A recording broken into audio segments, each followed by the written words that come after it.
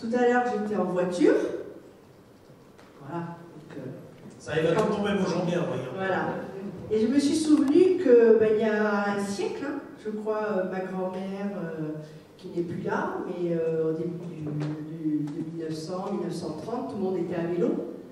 Et tout le monde se déplaçait à vélo et faisait beaucoup de kilomètres à vélo. Et en campagne, on allait à l'usine en vélo, on allait voir son fiancé en vélo.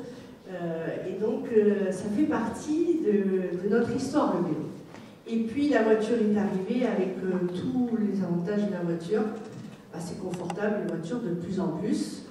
On y fait même des réunions de travail en voiture, il ne faut pas le dire, mais on est tous... Vous avez raison, certaines perdent leur permis bêtement à cause de ça. Voilà, il y en a qui perdent leur permis. On écoute de la musique, c'est confortable, on a chaud, on va vite. Donc, en effet, il y a eu l'avènement de la voiture. Et puis, aujourd'hui, ça va être question de quoi ce soir? Ça va être pas le tout vélo, pas le tout à pied, pas le tout voiture, mais un équilibre entre tout ça. Et je dois dire qu'on est une ville où on fait du vélo. Et on est un département où on fait du vélo, parce que le département a créé, d'ailleurs sur les anciennes voies ferrées, a créé très vite un réseau très très dense de pistes cyclables qui étaient plutôt destinées aux loisirs, au tourisme. Donc on fait tous du vélo sur les pistes cyclables. Et puis je suis aussi vice-présidente à la mobilité à Max. Et on a fait avec les 23 communes, on a fait un schéma qui a pour objet de dire aujourd'hui le vélo, qui est le vélo loisir, est-ce qu'on ne pourrait pas, avec des aménagements, avec un maillage, ce qui se fait entre les villes, pouvoir donner la possibilité à ceux qui le souhaitent, pour des petits trajets, peut-être l'après-midi ou le matin. On a toujours des trajets dans une journée qu'on peut faire à pied, qu'on peut faire à vélo, et là certains on fera toujours en voiture. Et donner la possibilité à ces personnes d'avoir le choix, à nous tous et à nous toutes d'avoir le choix. D'avoir le choix. Aujourd'hui, je ne sais plus, alors je parle sous le contrôle de la directrice des mobilités à Marais-la-Côte-Sud, on a plus de 80% de nos déplacements qui font moins de 7 km. Donc on sait très bien qu'on a un potentiel à développer le vélo sur l'ensemble de notre territoire. Et quand on a créé des pistes cyclables, on ne peut pas créer des pistes cyclables partout. Et donc on a fait le choix à la communauté de communes de donner aussi la possibilité aux villes de pouvoir mener des études sur leur propre schéma local. Parce qu'il ne va pas suffire qu'on relie les villes entre elles, mais qu'à l'intérieur aussi d'une ville, alors la Guadeloupe a la spécificité de faire 100 km², donc on a les problématiques de la campagne, on a les problématiques du centre-ville, donc on ne peut pas régler les choses pareilles partout.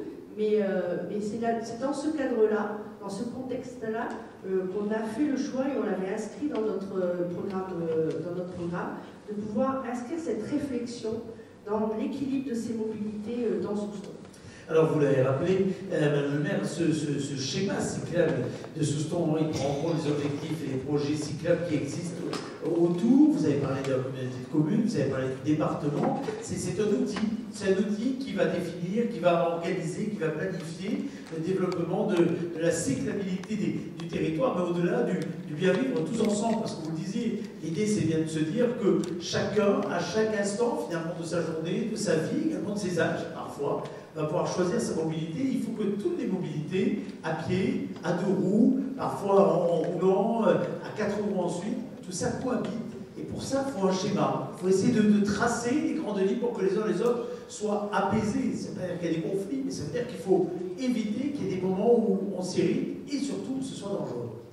Oui, alors, on n'est pas aujourd'hui dans les mêmes conflits. Moi qui fais l'aller-retour à Bordeaux, aujourd'hui, il y a des conflits à Bordeaux qui sont, je témoin mon premier adjoint qui a failli se faire écraser la dernière fois par un cycliste. Donc on a des conflits comme ça. Donc, oui. Des fois quand il y a quelque chose qui du coup ça s'est déséquilibré dans l'autre sens.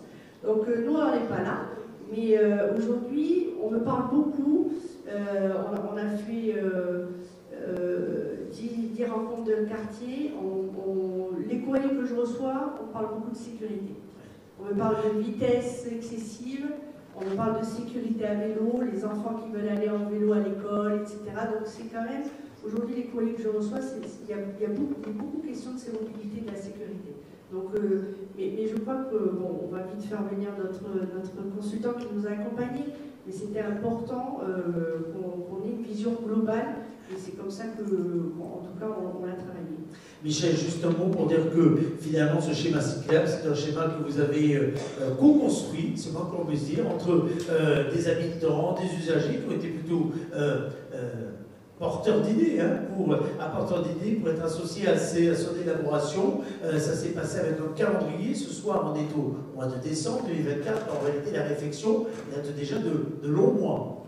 Oui, puisqu'elle a démarré en 2022 et 2023 par des ateliers participatifs où effectivement le public est venu participer, réfléchir, nous donner des pistes et dont on a tenu compte. Et vous allez voir que en fait, c'est ce que maintenant M. Chaleroux va nous dévoiler. Et on verra aussi ensuite que pour faire tout ça, on va avoir besoin quand même de quelques aménagements. Très bien, alors on va découvrir cela. Vous allez rester là tous les deux, le temps qu'un effet, le consultant que vous avez choisi, Ludovic Chaleroux, nous rejoigne. Avec son cabinet, il accompagne, venez mon cher Ludovic, il accompagne déjà un très grand nombre de collectivités locales. J'ai juste récupéré le micro HF, vous avez des microfilms pour intervenir comme on vous semble, à tous les points de vue. Vous êtes ici chez vous, en tant que consultant et un animateur modérateur. Vous imaginez, vous avez tous les droits, jusqu'à une certaine limite. Vous accompagnez beaucoup de villes avec votre cabinet, votre bureau d'études, de toute taille, de tous horizons? Exactement, de la petite commune rurale jusqu'à la grande agglomération. Vous êtes un spécialiste de ce qu'on appelle la mobilité durable, avec déjà un recul, puisque c'est depuis 2008 que vous officiez auprès de ces différentes collectivités, privées parfois. On parle différemment aujourd'hui, en 2024, de la place partagée des usages dans une collectivité. Oui, les choses ont évolué. On a différentes périodes en termes de mobilité sur les choses qui font débat ou qu'on essaye de mettre en œuvre. Après, moi, je suis à SLS parce que depuis un quart de siècle, je travaille sur la ville à pied à vélo, donc ces sujets-là, je les connais depuis longtemps.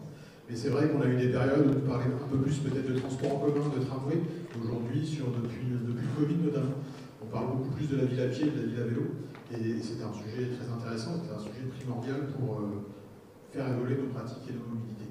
Alors, on va afficher la première diapositive. Vous allez peut-être résumer quels sont les objectifs du schéma cyclable. Alors, ici, puis de façon un petit peu générale, on va parler de sécurité. Il n'y a pas que la sécurité.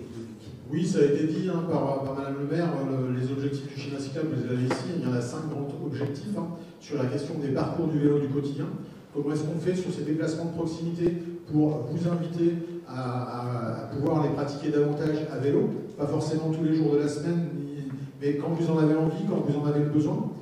Il y a la question sur votre territoire de connecter les quartiers au centre-ville. Ça a été dit, vous êtes un territoire très étendu, avec 2 polarités fortes, sous son plage et puis sous son centre, et en même temps tout un tas de quartiers périphériques. Comment est-ce qu'on les connecte aux principales polarités de votre ville pour pouvoir se déplacer à vélo sur le territoire? La question aussi de développer des équipements associés à la pratique, c'est-à-dire comment est-ce qu'on a du stationnement quand on arrive pour aller à la mairie, pour aller aux écoles, parce qu'en fait le premier levier pour déclencher la pratique du vélo, c'est de savoir où est-ce que je vais laisser mon vélo pendant que j'ai les choses à faire et que je le retrouve en bon état avec tous ces éléments pour le récupérer après. Donc il y a la question aussi ça a été évoqué, il y a déjà beaucoup d'aménagements sur ce territoire et à l'échelle de Max en matière de cyclabilité. Mais il y a besoin aussi de les conforter, de les renforcer, avec des pratiques qui aussi augmentent. Vous l'avez vu en saison, les pratiques sont beaucoup plus importantes, avec des problèmes nouveaux aussi, d'interaction, de conflits d'usage, on appelle ça des conflits d'usage, entre piétons, vélos, et aussi entre vélo et voiture, évidemment. Et puis, oui, c'est ce que je suis en train de dire, c'est le dernier point, justement, c'est être en capacité. Aujourd'hui, vous devez penser vos aménagements cyclables pour être capable d'accueillir des flux vélos beaucoup plus importants qu'aujourd'hui. C'est ce qu'on voit sur des territoires qui avaient commencé un petit peu plus tôt, des territoires comme l'île de Ré sur lequel je travaille depuis une vingtaine d'années, où aujourd'hui on est sur des axes comme à Saint-Martin ou la Flotte en Ré avec des axes de circulation où l'été on peut avoir 7 à 8 000 vélos par jour sur un axe, c'est-à-dire 3 à 4 fois plus que de voitures. Donc ça veut dire qu'en termes d'aménagement, en termes de structure, il faut penser les choses différemment. Là, on inverse complètement les valeurs. Mais alors, on n'en est pas encore tout à fait là à Souston, mais n'empêche qu'il faut aussi, dans la façon dont on projette ce schéma cyclable sur les 20 prochaines années, il faut qu'on ait ça en tête, se dire que la pratique, elle va de toute façon augmenter. Il faut qu'on soit capable de l'accueillir dans la meilleure condition. La prochaine diapositive va résumer le temps de démarche, finalement, la démarche complète qui a été choisie. Michel dit tout à l'heure, démarche co-construite, des démarches aussi pédagogiques. Il ne s'agit pas de partir de haut et d'affirmer les choses, il s'agit finalement de les partager. Oui, avec 3 temps, un temps de co-construction, avec des séries d'enquêtes réalisées par la ville auprès des scolaires et auprès de différents publics, donc des enquêtes en ligne. On a aussi animé 2 ateliers débat, donc je pense qu'il y a dans la salle un certain nombre de personnes qui ont participé à ces ateliers débat, qui nous ont aidés à construire ce qu'on vous présente ce soir. Et puis il y a aussi des visites exploratoires à vélo entre élus et techniciens. Il n'y a rien de mieux que de mettre un élu et un technicien sur un vélo pour voir les problèmes et puis pour que tout le monde ait la même perception des choses et de ce qui va et de ce qui ne va pas. C'est souvent un très bon exercice. Donc on a eu différentes étapes depuis le mois de mars 2023 pour arriver au mois de juin 2024 avec un comité de pilotage, donc une réunion où on a présenté l'ensemble des dispositifs qui pouvaient être mis en place sur le territoire et où les élus ont fait des choix et opéré des choix et notamment en termes de programmation et de calendrier, parce qu'il faut aussi que je vous le dise tout de suite, quand on veut construire sa ville à pied et à vélo, ça ne se fait pas avec une baguette magique, ça prend beaucoup de temps. On prend souvent en exemple, vous savez, les pays du Nord, le Danemark, la Hollande, ce sont des pays qui ont commencé dans les années 70 à faire leur politique cyclable, donc vous voyez que ça fait 50 ans. C'est pas encore parfait, mais c'est quand même très bien ce qu'ils ont. Mais ils ont mis du temps à le construire, donc il faut aussi accepter qu'on ait du temps. Par contre, ce qu'on propose tout de suite, c'est une vision à terme.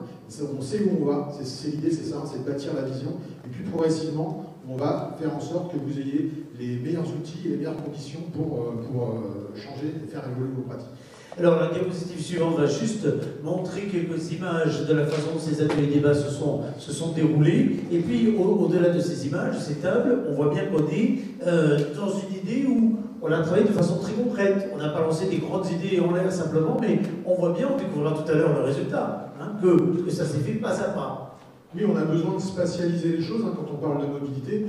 On peut avoir les meilleurs outils, les meilleurs concepts, si on n'est pas capable de les imprégner, de les transformer en prenant en compte les spécificités de vos territoires, eh bien ça ne marche pas. Donc ça veut dire que ce qu'on fait sur d'autres territoires, ce n'est pas forcément du copier-coller, il n'y a pas de solution toute faite, il faut s'adapter aux spécificités soustonnaises. Et l'enjeu de ces ateliers, c'est de bien, sur l'atelier, le premier atelier qui est un atelier de diagnostic, c'est moi d'essayer de me mettre à niveau de vos connaissances et de vos pratiques. Et puis sur le deuxième atelier, par rapport à ces connaissances qu'on a acquises du territoire, essayer de vous proposer des scénarios de travail. Donc c'est sur ces scénarios de travail qu'on a échangé, et aussi avec les élus, ensuite on a retravaillé ces scénarios. Frédéric Charbonnier. Oui, mais ça me donne l'occasion de vraiment remercier tous ceux qui ont passé ces 2 soirées avec nous sur ce thème-là. Je voudrais dire qu'il y avait en effet des cyclistes aguerris, et puis il y en avait aussi qui étaient là pour dire mais attention, moi je veux continuer à être en voiture, donc c'était aussi très enrichissant parce qu'il y avait tous les usages et c'est bien dans l'objet même de ce schéma, c'était vraiment de travailler sur les équilibres. Alors pour la petite histoire, j'avais le droit juste d'assister mais pas de parler, donc c'était compliqué. Non, donc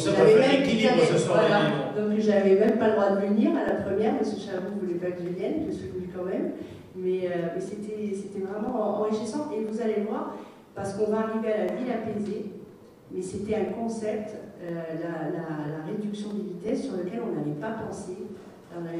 C'était pas dans notre schéma. C'était pas l'idée de base. C'était pas l'idée de base, et c'était vraiment, c'est arrivé dans les ateliers, et c'est en ça qu'on a dû après nous retravailler en tant qu'élus en comité de pilotage.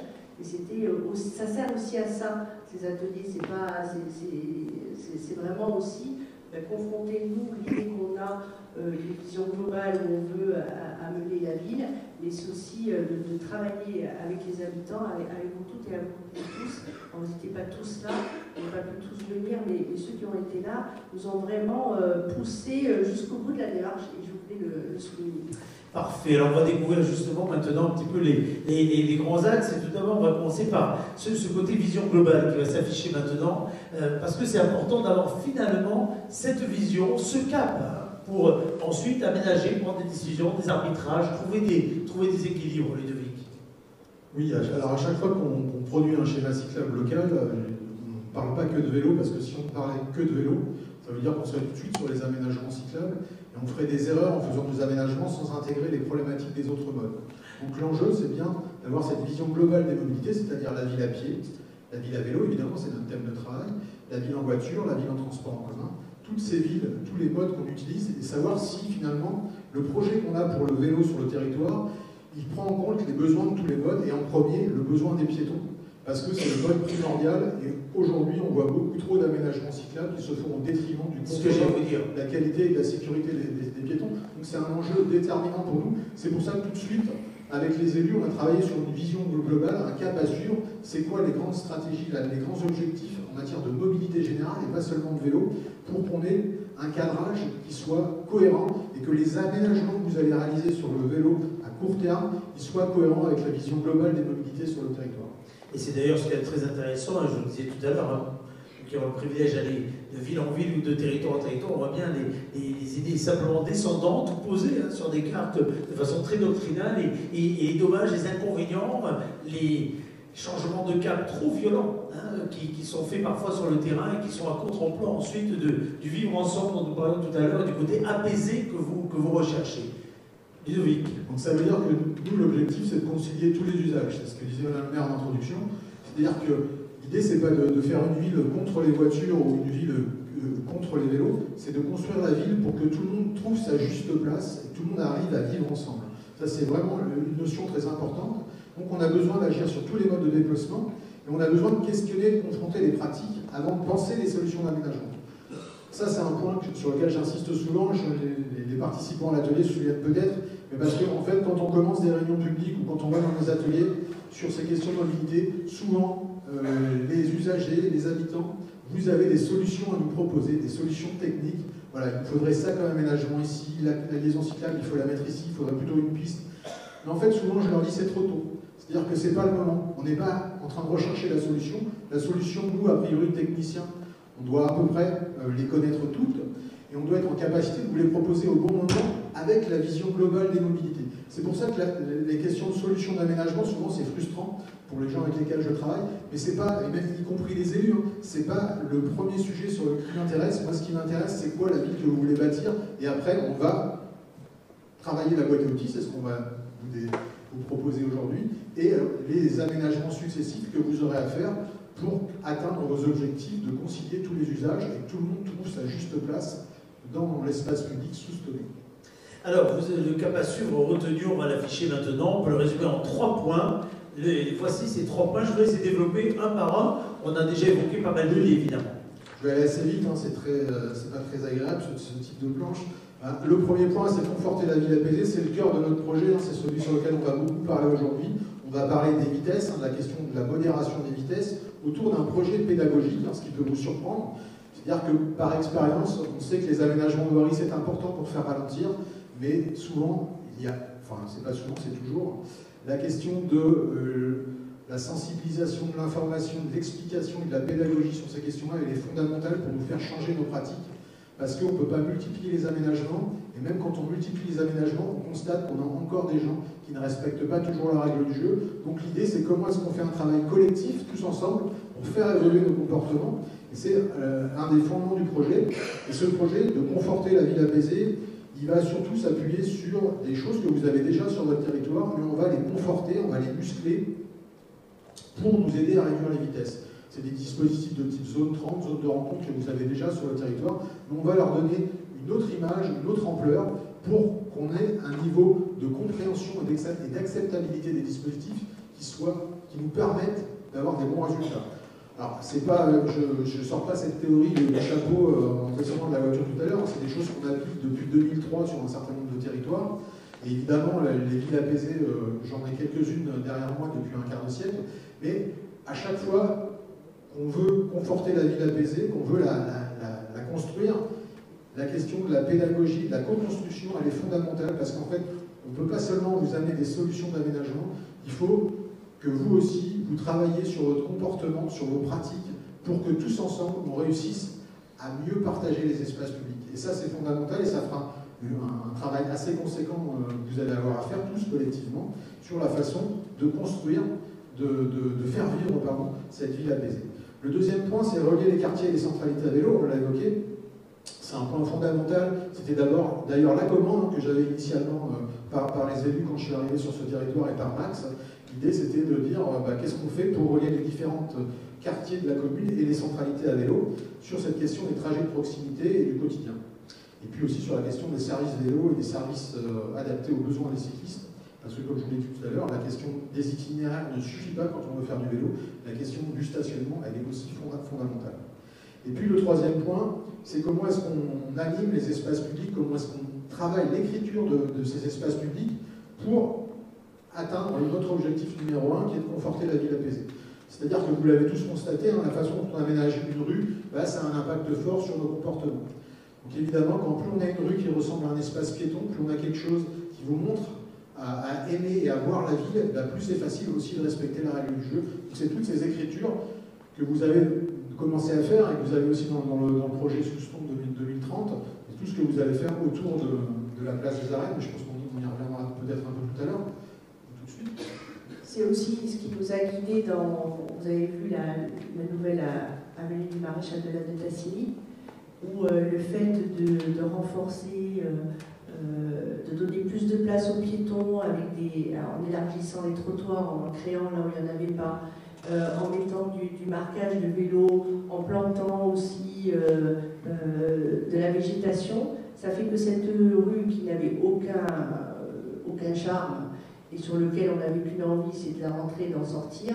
Aujourd'hui, le constat, c'est que rien que cet aménagement amène une réduction des vitesses sur la rue. Évidemment, on a mis aussi, c'est pas des dodans, c'est des plateaux ralentisseurs, mais c'est vrai que cet aménagement global, penser piétons, vélos sur la voie principale, parce que de toute manière, on n'avait pas la place, mais avec un marquage qui montre que le vélo a sa place sur cette rue, on sent tout de suite qu'elle a changé, que les gens changent de comportement parce que l'aménagement a changé. On y reviendra tout à l'heure sur l'importance des aménagements, d'ailleurs, dans quelques minutes. Allez, on commence par une première apparition de carte, peut-être, pour situer les principes mis en œuvre. Il n'y a rien de tel qu'un petit schéma pour faire plus simple que tout ce que je viens de vous dire. En fait, ce schéma, il traduit la mise en œuvre des 3 leviers d'action que je viens de vous décrire. Conforter, relier et animer, si on veut garder 3 mots-clés par rapport à ce qu'on a vu sur les leviers d'action, sur la mobilité sur votre territoire. Donc si tout le monde se situe, on a l'océan à gauche. Et jusque-là, tout va bien. Tout va bien. Jusque-là, tout va bien. Tout le monde se situe.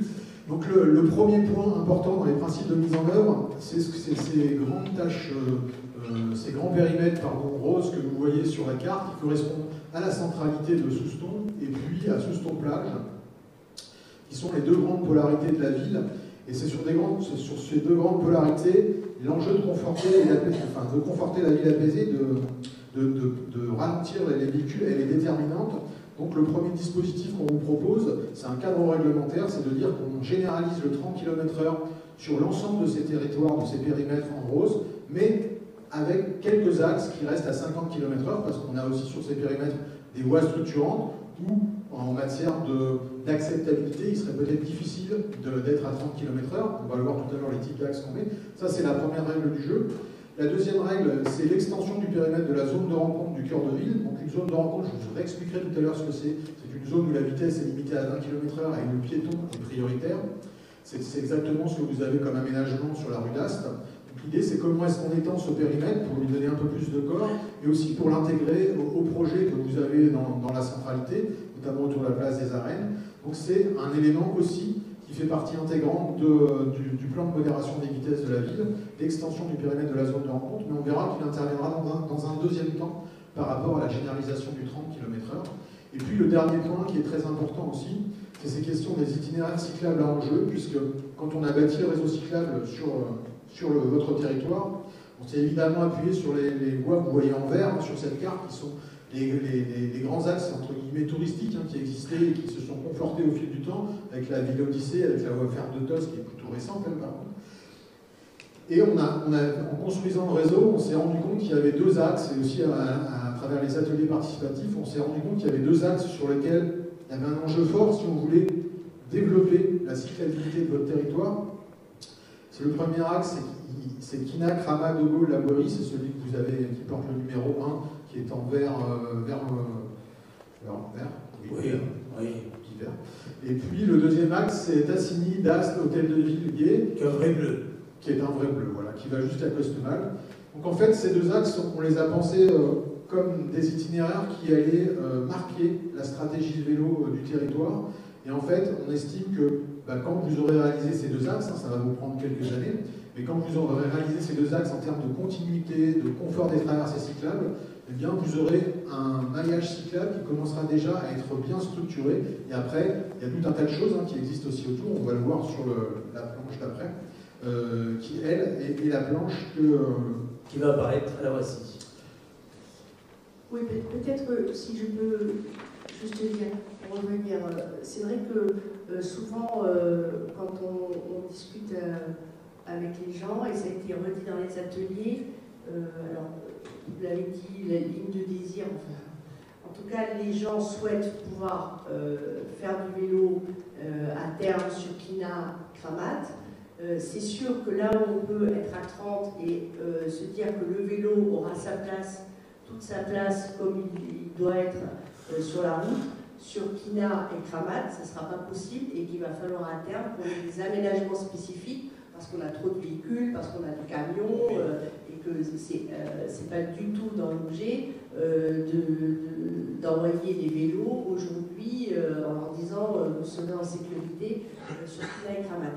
Mais on sait que quand là on a la vision, la perspective, et qu'il va falloir que là on travaille avec le département, avec la communauté de communes, pour pouvoir créer des aménagements là spécifiques si on veut qu'à terme ce schéma cyclable et ce réseau cyclable soit le plus efficient possible. Donc il y a le très court terme, c'est ce qui va être présenté, là où c'est quasiment le plus facile, c'est que là où on peut rester sur la route en vélo parce que tout le monde circule moins vite, et puis après il y aura quand même des aménagements qu'il va falloir penser. Et on y reviendra tout à l'heure pour essayer d'avoir ce phasage, quelque part, en court, moyen, long terme.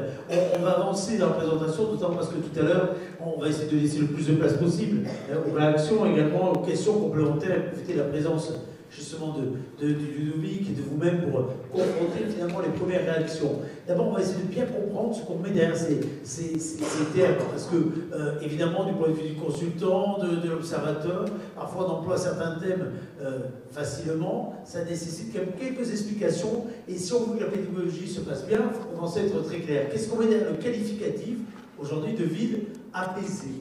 Vous avez dit que vous avez accompagné plusieurs depuis quelques années. C'est quoi une ville?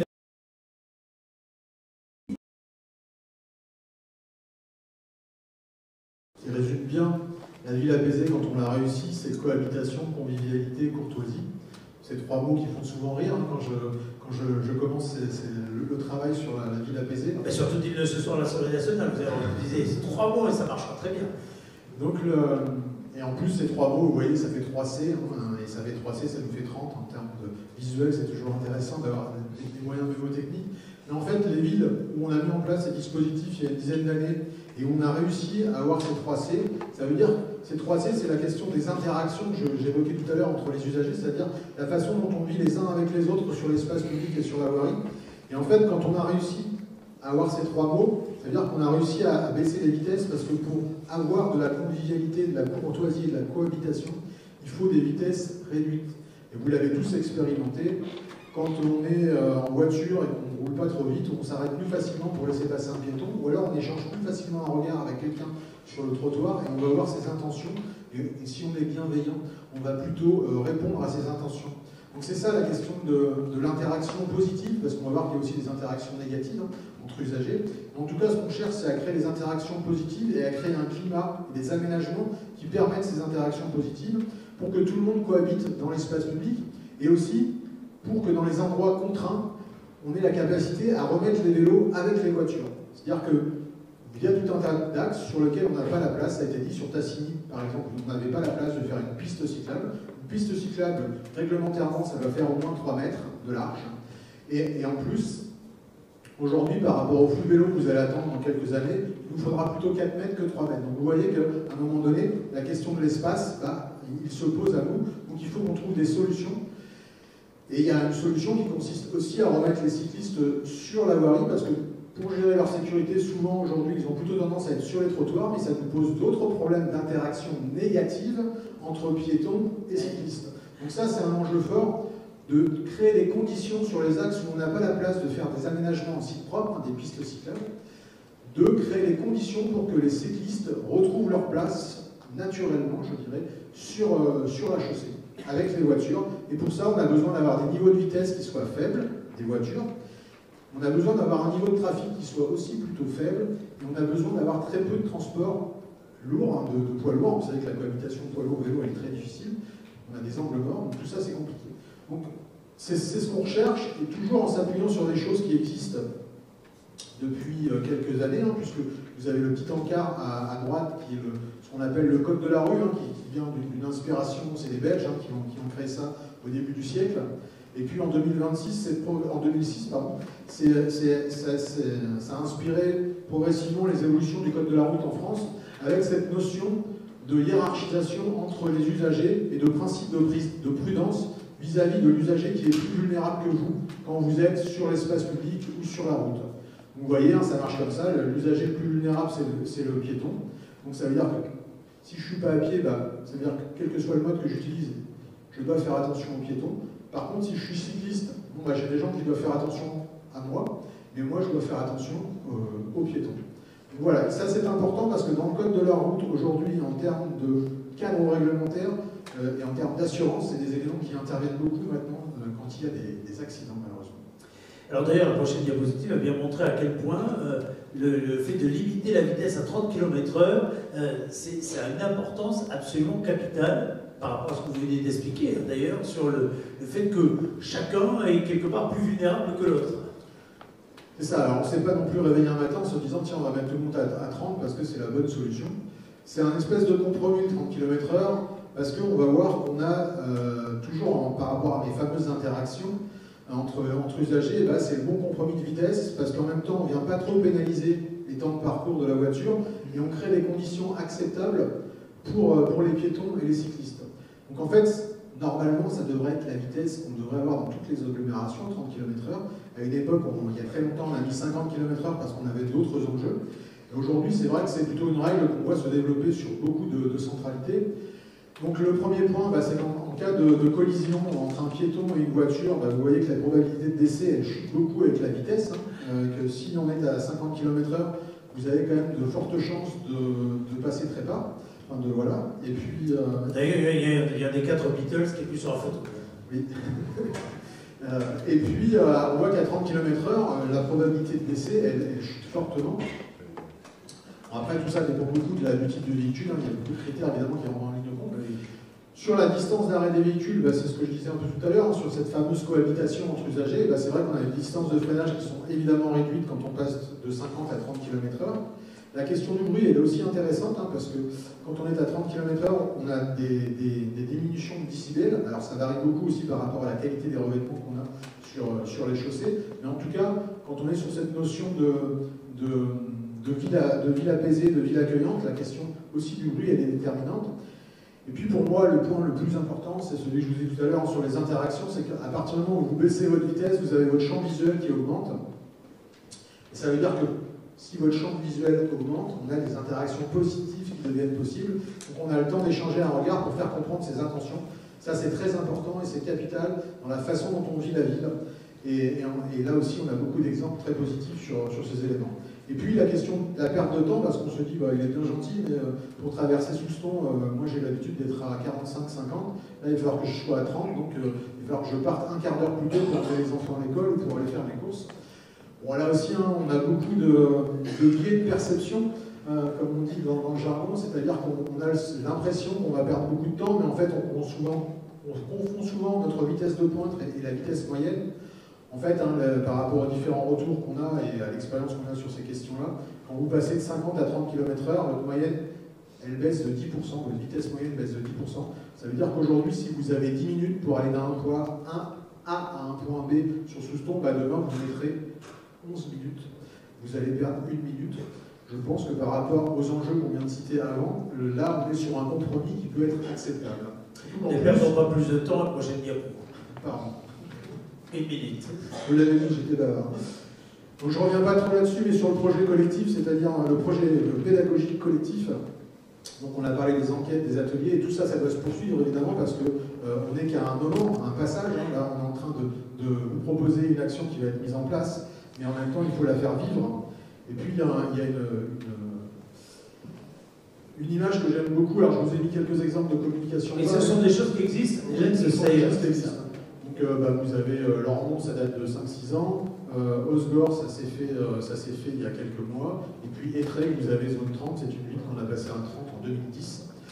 Et moi, ce que j'aime surtout, c'est la petite image de la sécurité routière en haut à droite, parce qu'elle est très parlante par rapport à ce qu'on construit comme projet pédagogique. C'est-à-dire que tous les aménagements du monde, eh bien, ils ne feront jamais mieux que le cerveau. Et que notre cerveau, c'est quand même l'élément le plus intéressant pour travailler notre pratique et nos usages. Et qu'en fait, on est tous responsables de ce qui se passe dans nos villes. Et on est souvent en train de se plaindre parce que ça roule trop vite devant notre porte. Mais en fait, c'est collectivement qu'on a un problème parce qu'on a souvent envie que ça se passe bien dans notre quartier, alors qu'ailleurs, on n'hésite pas à passer dans le quartier pour chanter un feu rouge ou pour chanter un bouchon à certains moments. Donc on est toujours dans ces logiques. On le fait tous, hein. On a tous Waze, on a tous ces applications qui nous emmènent dans des quartiers pas possibles. Mais en fait, il faut se dire que quand on le fait, on embête des riverains qui se retrouvent après un atelier participatif ou en réunion et qui nous expliquent qu'il y a des problèmes. Donc c'est bien pour ça qu'on a à penser collectivement ces questions-là. J'ai pas fait 1 minute, là j'ai fait plus, c'est ça? C'est intéressant parce que c'est ce genre d'exemple que vous avez montré également, vous avez partagé dans les fameux ateliers collectifs, dans les ateliers débat, et là vous avez pu mesurer les réactions. Oui, alors comme on a travaillé en 2 temps avec les ateliers, je l'ai dit tout à l'heure. En tout cas, sur le deuxième temps, quand on a commencé à travailler les scénarios de plan de modération des vitesses, on l'avait déjà un peu senti hein, sur les retours des participants sur le premier atelier, c'est qu'il y avait un consensus sur la généralisation du 30 km/h sur une grande partie du territoire. Après, il y avait parfois des débats sur la façon, les périmètres que ça pouvait prendre et la façon de les construire. Donc là, c'est là où on a fait aussi notre travail de technicien pour voir un petit peu quelle était la meilleure solution, et aussi en prenant en compte 2 éléments qui étaient importants pour les gens dans l'atelier, c'était que pour eux, il fallait absolument expliquer cette démarche et communiquer sur le bien fondé de la démarche. Pourquoi est-ce qu'on mettait la ville à 30? C'est un peu ce qu'on est en train de faire ce soir. Et puis, il fallait aussi des aménagements d'accompagnement.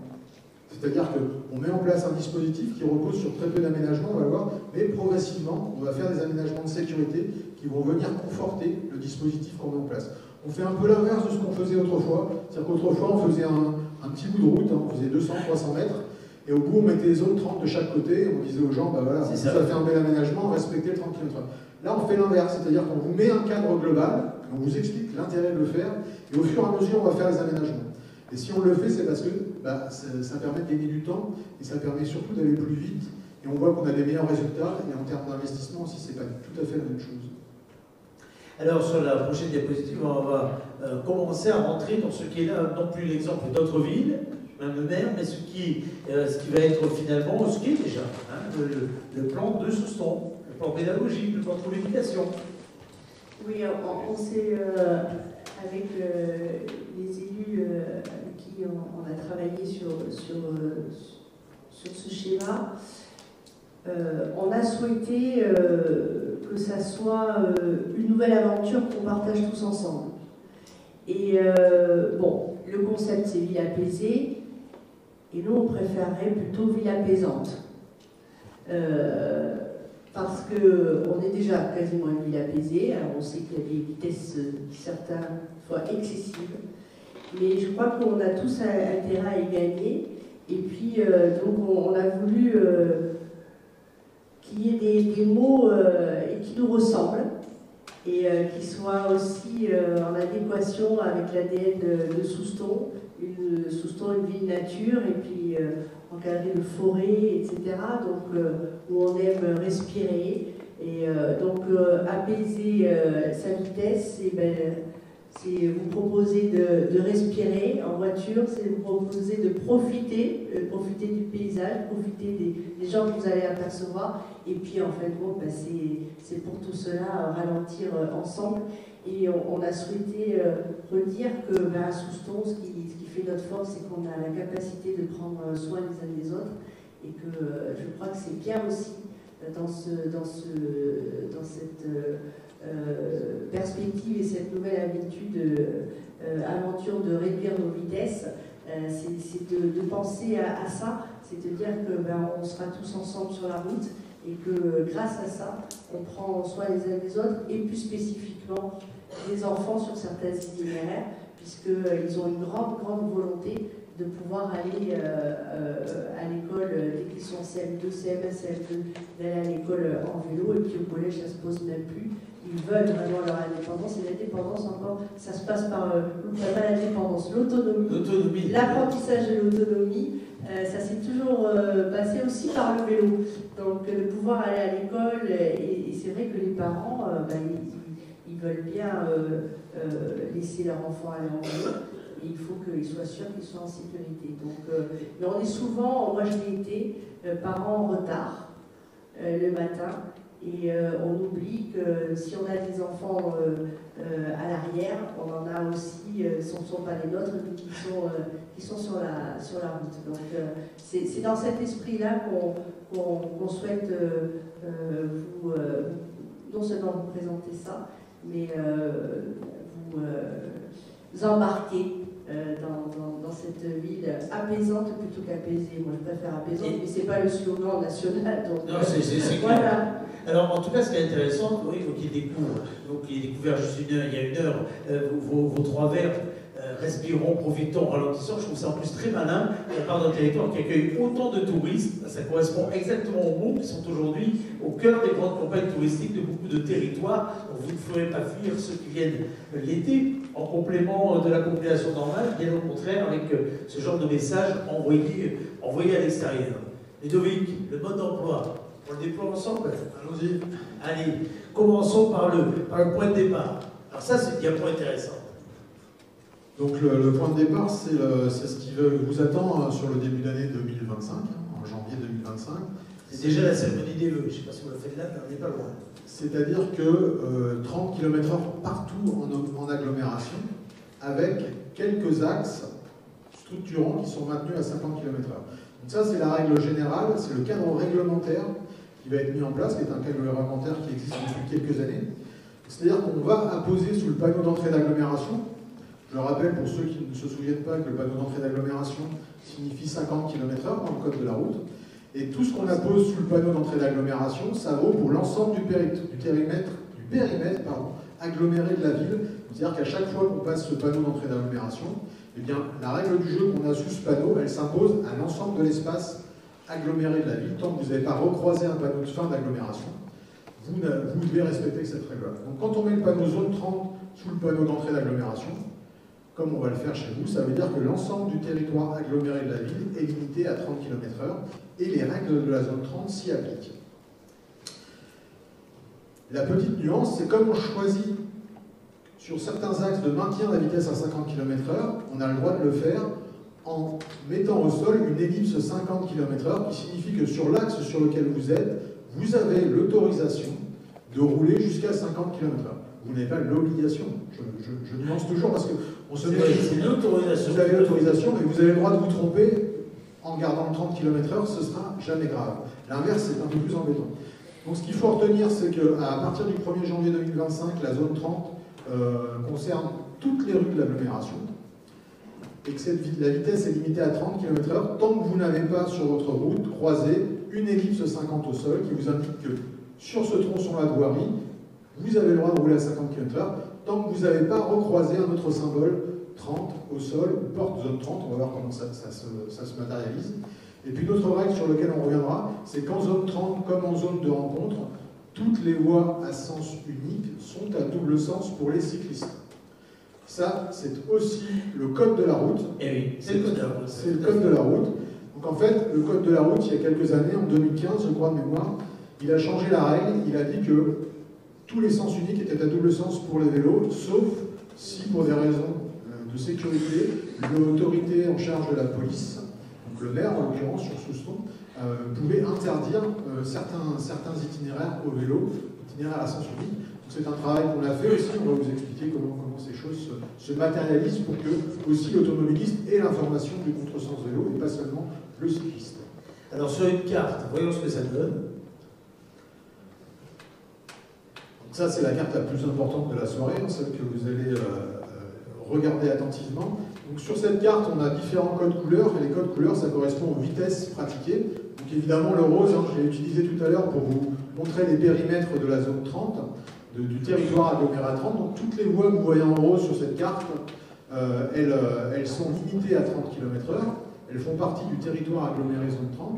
Et la petite nuance, c'est qu'on a des voies qui sont en orange, qui elles, où on autorise la vitesse à remonter à 50 km/h. Vous voyez, c'est toutes les voies structurantes du territoire. C'est l'avenue du Port d'Albret, c'est l'avenue Quina, Crama, c'est toutes les arrivées sur la polarité, la route de Tos, la route de Magesque, la route de Saint-Josse.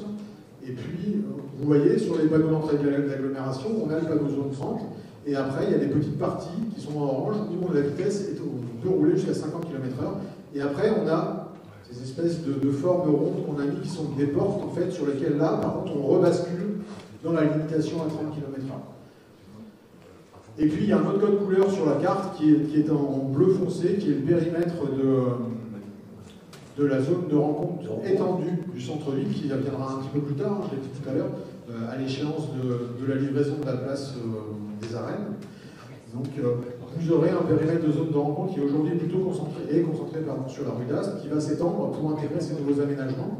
Et là aussi, on aura des effets de porte, on aura des choses qui viendront montrer des ruptures entre une pratique à 30 et une pratique à 20. Et on va expliquer la nuance entre les différents. On va y revenir dans quelques instants. Juste avant, on fait un petit zoom. Chacun va regarder cette carte. On leur affichera tout à l'heure au moment des questions-réponses si vous le souhaitez.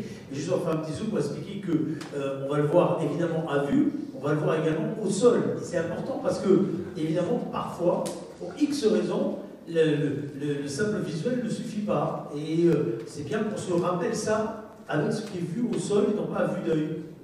Vous avez les différentes étapes des éléments à retenir pour comprendre la règle du jeu. Donc vous avez votre panneau zone 30 sur le panneau d'entrée d'agglomération. Vous avez les ellipses 50 au sol sur les axes qui sont maintenus à 50 km/h. Vous aurez à chaque fois une ellipse par sens de circulation sur ces axes. Vous avez des effets de porte qui sont créés, c'est-à-dire quand je passe de 50 à 30 km/h sur un axe structurant, par exemple quand je vais quitter le boulevard Crama pour rentrer sur Tassigny, c'est Quina d'ailleurs, c'est pas Crama, je crois que Tassigny c'est Quina encore, enfin, bref, vous m'avez compris. On a ce type de marquage, et puis à l'intérieur du périmètre de zone 30, on peut aussi avoir des rappels 30 au sol, parce que ça fait longtemps qu'on a eu l'information, ou parce qu'on a un événement particulier, notamment un plateau, des choses comme ça, pour rappeler la règle du jeu général. Donc ça, c'est les marquages que vous allez voir apparaître progressivement en janvier pour la mise en place de la ville apaisante. Et puis lorsqu'il sera temps, donc plutôt en 2026, si j'ai bien compris, on va voir la prochaine diapositive, il y aura l'extension de la zone de rencontre, vous l'avez dit, du cœur de ville, avec là également des indications qui vont permettre de rappeler qu'on change quelque part, encore une fois dans pas de dimension, mais de principe entre les uns et les autres. Oui, on aura un effet de porte à créer pour passer de la zone 30 à la zone de rencontre. Cet effet de porte, il n'est pas forcément encore travaillé, on a encore un peu le temps pour réfléchir. Il y a des villes de l'agglomération qui travaillent, donc on pourra avoir aussi des synergies, puisque les marquages que je viens de vous montrer, c'est aussi les marquages que la communauté d'agglomération applique, communauté de communes chez nous, pardon, applique sur d'autres territoires qui sont déjà passés en zone 30. Donc la zone de rencontre, elle, sa spécificité, vous l'avez compris, c'est que toutes les vitesses tous les véhicules ont des vitesses limitées à 20 km/h, y compris les cyclistes. Y compris les cyclistes. Voilà. Y compris les cyclistes avec parfois des motorisations, etc. Voilà. électriques, y compris les cyclistes. Y compris les cyclistes. Parce que je ne l'ai pas dit tout à l'heure, on est passé assez vite sur la carte du schéma cyclable, mais la carte du schéma cyclable, c'est aussi rappeler un certain nombre de bonnes pratiques à nos amis cyclistes, parce que des fois, voilà, ils ont aussi tendance, comme les automobilistes, à prendre leur aise, et on a aussi besoin de communiquer sur les bons usages, notamment que le trottoir, c'est un espace 100% piéton. C'est pas un espace pour les trottinettes, c'est un espace pour les vélos, mais quand vous avez moins de 8 ans uniquement. Voilà, ce sont des règles du code de la route qu'il est important de rappeler. Si je reviens sur la zone de rencontre, donc c'est un espace limité à 20 km/h, c'est un espace où, quand je suis piéton, je suis prioritaire sur tous les autres usagers. Et ça, c'est important de le redire, tout à fait. C'est-à-dire que la différence entre une zone 30 et une zone de rencontre, elle se situe fondamentalement là. C'est-à-dire que quand je suis dans une zone de rencontre, en fait, tout l'espace public, quand je suis piéton, je suis prioritaire. C'est-à-dire que si je veux marcher dans l'axe de la chaussée, le code de la route me l'autorise. Par contre, ce n'est pas le cas dans une zone 30. Dans une zone 30, si vous avez des trottoirs ou des continuités piétonnes qui sont accessibles et confortables, vous êtes tenu en tant que piéton de les utiliser. C'est la différence. Quand je suis à vélo, c'est à peu près la règle que dans la zone la zone 30, si ce n'est que la vitesse est différente. La question du contresens, c'est aussi la règle générale dans la zone de rencontre. Et puis quand je suis en voiture, on est sur la notion du code de la rue que je vous ai expliqué tout à l'heure, cette notion de prudence accrue à l'égard des usagers les plus vulnérables. L'idée vraiment de la zone de rencontre, c'est que c'est un espace où on va monter encore d'un cran par rapport à la ville apaisante. On va être vraiment là sur des espaces où on a aussi du traitement de voirie, des choses qui rappellent beaucoup des notions je parlais d'écriture d'aménagement tout à l'heure, des notions d'espace public, de qualité d'espace. Et ça, c'est très important, surtout sur les rues centrales et commerçantes de la ville. Et quand vous disiez voiture, c'est aussi voiture, auto, scooter, etc. Évidemment, jamais autorisé au sens large du terme. On continue ces petites explications, ce mode d'emploi. Vous en avez parlé tout à l'heure, mais c'est important de le redire. Donc le double sens cyclable est la règle générale en zone 30 et en zone de rencontre. Et ce double sens cyclable, il est indiqué par un petit panonceau, sauf vélo, le petit panonceau que vous voyez sous le panneau sens interdit. C'est-à-dire que quand vous êtes cycliste, s'il y a ce panonceau sous le sens interdit, vous êtes autorisé à prendre le sens interdit en sens contraire de la circulation générale. Par contre, s'il n'y a pas ce panonceau, ça veut dire que vous n'êtes pas autorisé à le faire. Alors je le rappelle parce que souvent, les gens pensent qu'à partir du moment où on est dans une zone 30, c'est open bar, on fait ce qu'on veut. Ben non, c'est pas la règle. La règle, c'est que si vous n'avez pas un petit panonceau sens interdit sous le panneau, un petit panonceau sauf vélo, pardon, sauf vélo, sous le sens interdit. Il est tard déjà, qu'on est que lundi, ça va être difficile cette semaine. Ça veut dire que vous n'avez pas le droit d'utiliser le contresens, enfin, vous n'avez pas le droit de remonter le sens interdit. Et ça veut dire que si vous vous faites renverser, vous allez être en tort, puisque ça veut dire que dans l'arrêté qu'a pris la collectivité, on n'a pas le droit de remonter ce sens interdit pour des raisons de sécurité. C'est souvent des éléments qu'on met en place. Il y a très peu de questions de largeur sur les contresens vélo, même si souvent c'est ce qui fait peur, ce qui impressionne. Mais en fait, c'est des aménagements qui sont très sûrs, les doubles sens cyclables, les contresens vélo. C'est très sûr pour une bonne raison, je vous ai déjà expliqué tout à l'heure, c'est qu'on a de l'interaction entre les usagers, puisqu'on a les deux regards. En fait, quand vous êtes cycliste, c'est beaucoup plus facile de gérer sa sécurité quand vous voyez la personne qui arrive devant vous. Quand vous avez un véhicule derrière vos fesses, où là, vous ne savez pas trop juger le comportement, ni voir dans le fond de l'œil de la personne quelles sont ses intentions. Et puis, on aura aussi sur certains contresens vélo des marquages spécifiques et des panneaux spécifiques pour rappeler aux automobilistes qu'il y a des vélos qui peuvent arriver en contresens. C'est les types de marquages que vous voyez là. Vous ne les aurez pas systématiquement sur tous les doubles sens cyclables, mais on les aura sur tous les doubles sens cyclables qui sont structurants, sur lesquels on a des flux de voitures qui sont significatifs. Et qui sont très pratiques, d'ailleurs on le voit partout où ça existe.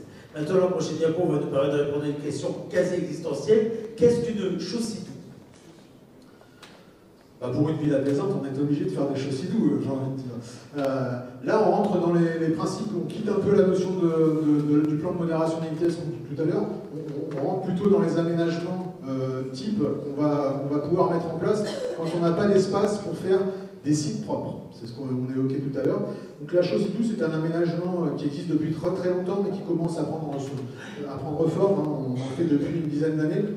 Donc c'est des aménagements où on vient conforter la place du cycliste par des marquages au sol. Donc sur la chaussée douce, en fait, vous avez deux bandes de rives qui sont matérialisées par ces doubles chevrons et puis par ces traits de peinture, qui c'est des bandes qui font 1,50 m de large, sur lesquelles les vélos circulent, mais ces bandes, contrairement à une bande cyclable, peuvent être chevauchées par les voitures. Je vous rappelle qu'une bande cyclable, vous avez le droit de la franchir pour rentrer à votre domicile ou pour tourner à droite ou à gauche. Par contre, vous n'avez pas le droit de la chevaucher, c'est le code de la route. Alors que la chaussée douce, vous avez le droit de la chevaucher pour croiser le véhicule qui arrive en face. En fait, ça marche très simplement comme une voie unique à double sens de circulation pour les voitures. Et les voitures, quand elles veulent se croiser, elles viennent empiéter sur l'espace du vélo quand il n'y a pas de vélo. L'avantage des chaussées doubles aussi, c'est qu'en zone rurale, ces aménagements sont intéressants parce que souvent on a des bordures enherbées, on n'a pas de trottoir, et cette bande, elle sert aussi aux piétons.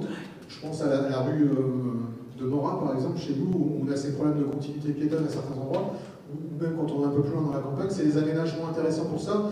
Après, c'est des aménagements qu'on conditionne aussi à certains éléments. C'est-à-dire qu'on ne va pas faire ça sur la rue de Pinal, vous l'avez bien compris. C'est des aménagements qu'on conditionne au niveau de trafic. Donc on veut des niveaux de trafic qui soient assez faibles. Quand je dis assez faibles, c'est qu'on est systématiquement en dessous de 4000 véhicules par jour et qu'on a des niveaux de vitesse qui sont intéressants par rapport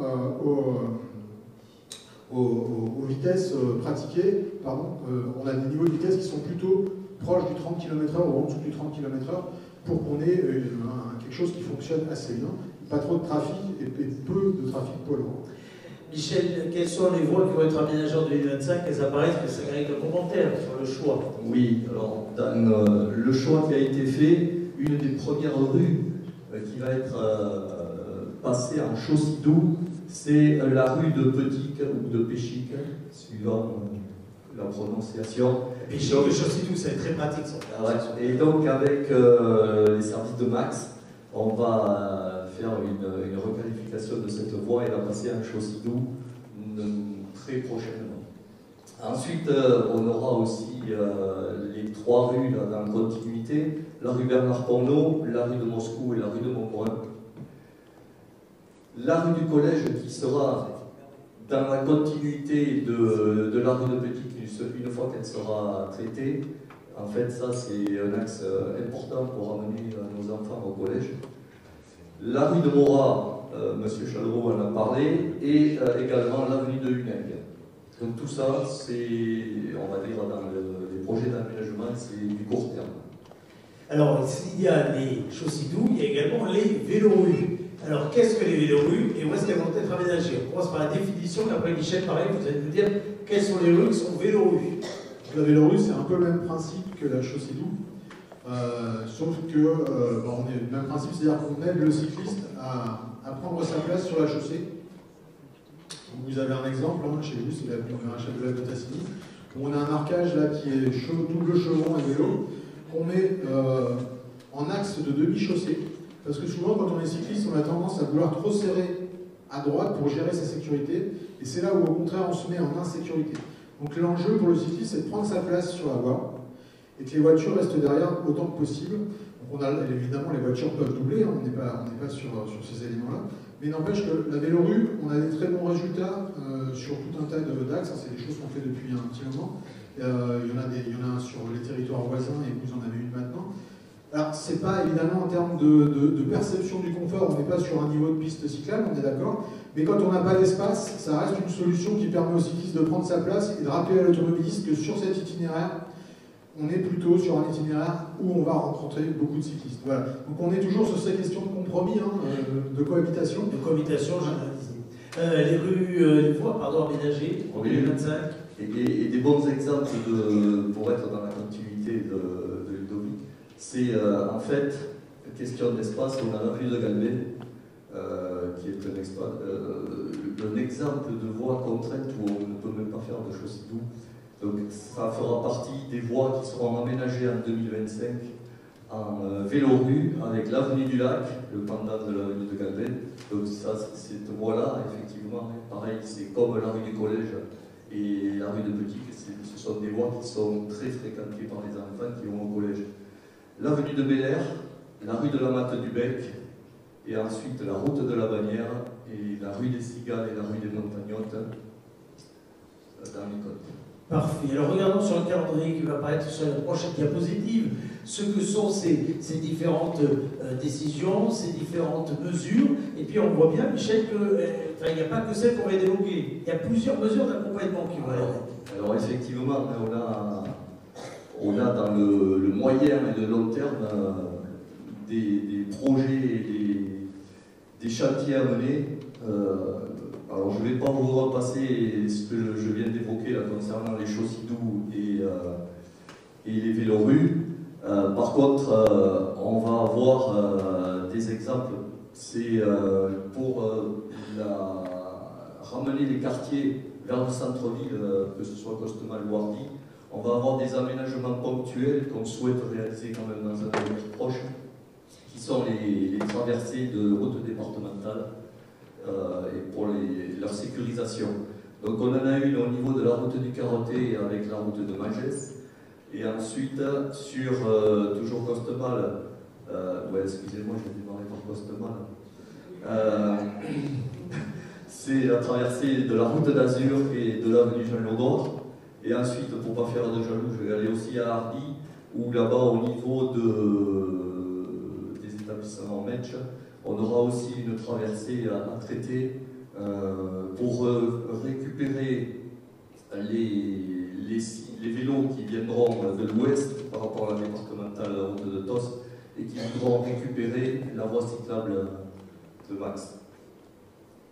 Ensuite, toujours dans les projets d'aménagement, ça a été évoqué tout à l'heure, on a effectivement le souhait de développer la pratique du vélo, mais il y a aussi, se pose le problème du stationnement, donc il est prévu des lignes budgétaires pour augmenter la capacité de stationnement des vélos dans le centre-ville.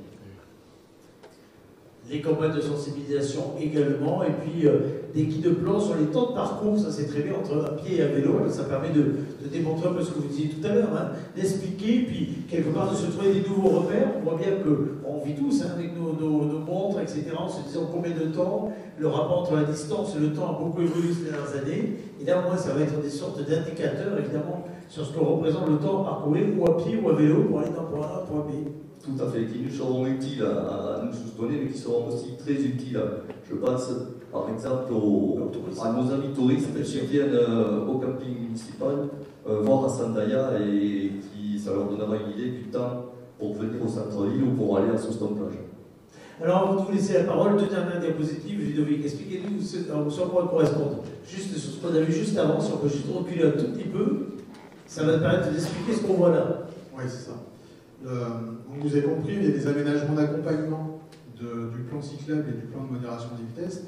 Et ce que je tiens à insister, parce que je l'ai dit tout à l'heure, quand on parle de chaussée doux ou de vélorue, ces aménagements d'accompagnement, ils ne valent, enfin leur mise en œuvre ne vaut que si on est en zone 30. C'est-à-dire que c'est des aménagements spécifiques à cette zone, à cette vitesse réglementaire.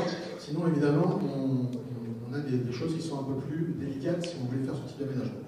Alors évidemment, ces dispositifs, quand on les met en place, eh ben, l'objectif, c'est pas seulement de vous les proposer et de les mettre en place et de se dire, bah voilà. Souvent, on fait une campagne de suivi et d'évaluation pour voir là où ça marche et là où ça marche pas. Parce que c'est pas une solution miracle. Hein. Peut-être qu'il faudra revenir sur certains itinéraires parce que la zone 30 n'est pas bien respectée. En tout cas, moi, c'est la méthode que j'utilise, hein, que j'utilise sur tous les territoires où on applique ce type d'outils. Donc on a des indicateurs de vitesse. Là, on a 20 points de comptage qui ont été réalisés au mois de novembre, je crois, je ne sais plus la date, j'ai quelque part. Juin, pardon. Oh, il n'y a plus de saison. Non, il n'y a plus de saison. Comme on attend l'été, c'est pour ça. Du 17 au 23 juin, vous avez une campagne de comptage sur une vingtaine de postes sur la ville, notamment sur un certain nombre de rues qui avaient été identifiées dans les ateliers participatifs où on avait des problèmes de vitesse. Donc on a eu ces comptages, et ces comptages, on les traite avec 5 indicateurs qui nous permettent de voir justement si les dispositifs qu'on met en place en matière de limitation de vitesse et le cadre réglementaire qu'on met en place, s'ils fonctionnent. Le premier critère, c'est la vitesse moyenne, c'est-à-dire la vitesse moyenne de tous les véhicules qu'on a comptabilisés sur un axe. Vous voyez que sur l'avenue du Maréchal Leclerc, entre la rue du Collège et le centre, on a une vitesse moyenne de 46 km/h, ce qui est plutôt une vitesse moyenne correcte par rapport à la limitation de vitesse actuelle qui est 50 km/h. Par contre, on a un V85 qui est de 54 km/h. Le V85, c'est la vitesse en dessous de laquelle roulent 85% des usagers. Généralement, c'est un indicateur qu'on utilise, c'est un vieil indicateur qu'utilisaient les départements sur les routes départementales pour juger de la dangerosité d'un itinéraire. Donc là, on voit qu'on a un V85 qui est légèrement supérieur, qui n'est pas encore catastrophique. Par contre, quand on regarde les vitesses maximum sur cet axe, c'est-à-dire que quand je dis vitesse maximum, c'est on a au moins 5 à 10 véhicules dans la journée qui vont être entre 90 et 100 km/h. Donc là, ça veut dire qu'on a cette sensation que vous avez de vitesse excessive sur ces axes, elle est souvent liée à ces vitesses maximum. Et après, on regarde, je dirais, la marge qu'on a à faire à franchir pour atteindre notre objectif de ville apaisante. Donc aujourd'hui, on a seulement 29% des véhicules au-delà de 50 km/h, on peut se dire que c'est acceptable, sauf qu'en fait, on s'est rendu compte que le 50 km/h sur cet axe, il n'était pas acceptable ni pour les riverains, ni pour les usagers piétons vélos de l'itinéraire. Donc ça veut dire que nous, on veut plutôt aller sur 30 km/h, et on voit qu'aujourd'hui, on a 96% des automobilistes qui sont au-dessus de cette vitesse-là. Vous allez me dire, c'est normal, on est limité à 50, donc il n'y a pas de raison qu'il soit à 30. Donc ça veut dire qu'on a quand même un effort à faire tous collectivement pour respecter la règle du jeu. Sur la route du Vicomte, je vous ai mis aussi la route du Vicomte parce que c'est un axe qu'on évoque souvent. On voit aussi qu'en termes de vitesse actuellement, on n'est pas catastrophique par rapport à la vitesse des 50 km/h qui est la règle générale. Par contre, par rapport à ce qu'on attend quand on est piéton et cycliste sur cet axe, on voit que là, on est dans des conditions qui sont difficiles. On voit toute la pertinence de s'engager sur la ville apaisante et d'essayer de faire baisser ces éléments-là. Alors il faut que je sois franc avec vous tout de suite, parce que si on se revoit dans quelques mois ou dans quelques années avec des nouveaux tableaux, eh bien on aura des résultats qui sont meilleurs, ça je peux vous le garantir. Par contre, on ne sera peut-être pas forcément à 30 km/h. On sera peut-être à 36, 37, vous voyez, on sera sur ces tranches-là, mais on aura gagné beaucoup par rapport de là où on vient, en fait, c'est ça l'enjeu. Donc en fait, alors je suis pas en train de vous dire que vous pouvez rouler à 36, 37, parce qu'on est sur des moyennes évidemment, mais l'idée c'est ça, c'est-à-dire que la ville 30, elle nous permet quand même de faire chuter les vitesses de 20 à 30%, et ce qu'on gagne là, ça ramène beaucoup de confort et de sécurité aux piétons et aux vélos, sans avoir fait beaucoup d'aménagement. C'est ça la première recette de ce dispositif. Et ça c'est très important. Si on passe sur la slide d'après, on a l'ensemble des relevés effectués à la fois sur Souston-Plage, sur l'avenue des Coupillots et puis sur tous les axes de Souston-Centre. Alors je ne vais pas tous vous les décrire, on pourra revenir si vous avez des questions. Et là on a remis deux indicateurs, le V85, donc la vitesse en dessous de laquelle roule 85% des usagers, et puis la vitesse qu'on aura demain. C'est-à-dire qu'il y a des endroits où on a mis combien de véhicules roulent à plus de 30 km/h et combien de véhicules roulent à plus de 50 km/h, suivant si je suis sur un tronçon qui va rester à 50 ou si je suis à l'intérieur de la zone 30 agglomérée. Voilà, pour expliquer ces schémas. Donc, ce qui est intéressant pour nous, c'est qu'on revienne avec vous dans quelques temps, que les services de la ville fassent les mêmes comptages, analysent les données de la même façon, au même endroit, sur une même période, et on verra si en termes de vitesse on a changé ou pas. Là aussi, par expérience, je peux vous dire qu'on n'aura pas des bons résultats sur les 20 postes de montage. Souvent, on a 2-3 postes de montage sur lesquels l'opération qu'on a mis en place, elle a un succès plutôt mitigé. Donc ça veut dire que là, il faut qu'on revienne avec des aménagements, par exemple. Voilà, c'est ça, ça nous permet de nous donner d'autres clés pour faire respecter la règle. Où là, ça veut dire qu'on n'a pas le choix, il faut faire des aménagements pour apaiser la circulation. Merci beaucoup, Jean-Ludovic. Alors, on va ouvrir la parole à la salle dans quelques secondes, en donnant, finalement, vous donnant le micro à tous les commentaires possibles, pour tous les âges possibles, que ce soit le lieu où vous habitez. J'ai bien dit à tous les âges possibles, à cette heure-ci de la soirée pour ce type de réunion. Il y a rarement des enfants parmi nous, ou alors de grands enfants. Commençons par donner la parole aux vrais enfants, en travers de témoignages vidéo, et ensuite, les grands enfants que vous êtes prendrez la parole. Regardez. C'est quoi une ville apaisée pour eux? C'est quoi ce sport apaisé?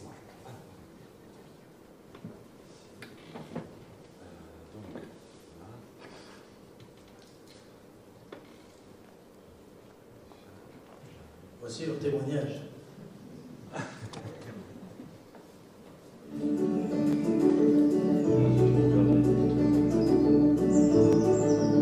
Une ville apaisée, pour moi, c'est une ville où les voitures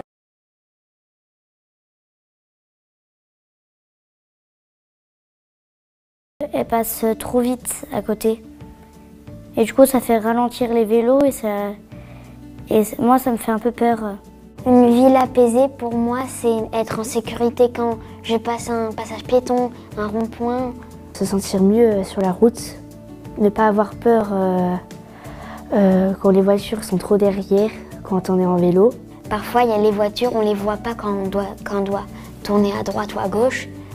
Et elles arrivent sur nous. Et si elles roulent moins vite, on a plus le temps de les regarder. Si vous roulez à 30 km/h au lieu de 50, vous perdez quelques minutes, mais nous, on se sent plus en sécurité. La ville, c'est pas pour rouler vite, c'est surtout pour vivre ensemble. Ne pas oublier qu'il y a d'autres personnes autour de nous et qu'il faut faire attention.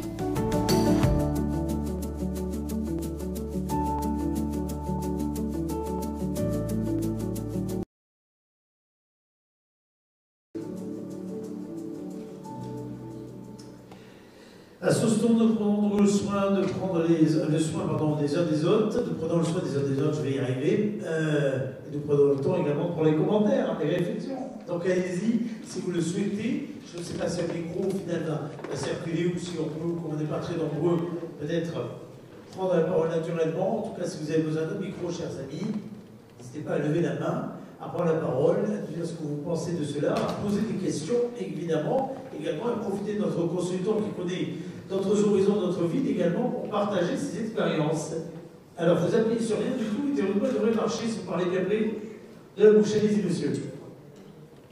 Bonsoir, je suis monsieur Labarre, j'habite depuis longtemps à Souston et ça est actuellement au-dessus de Morat. On en a parlé un tout petit peu.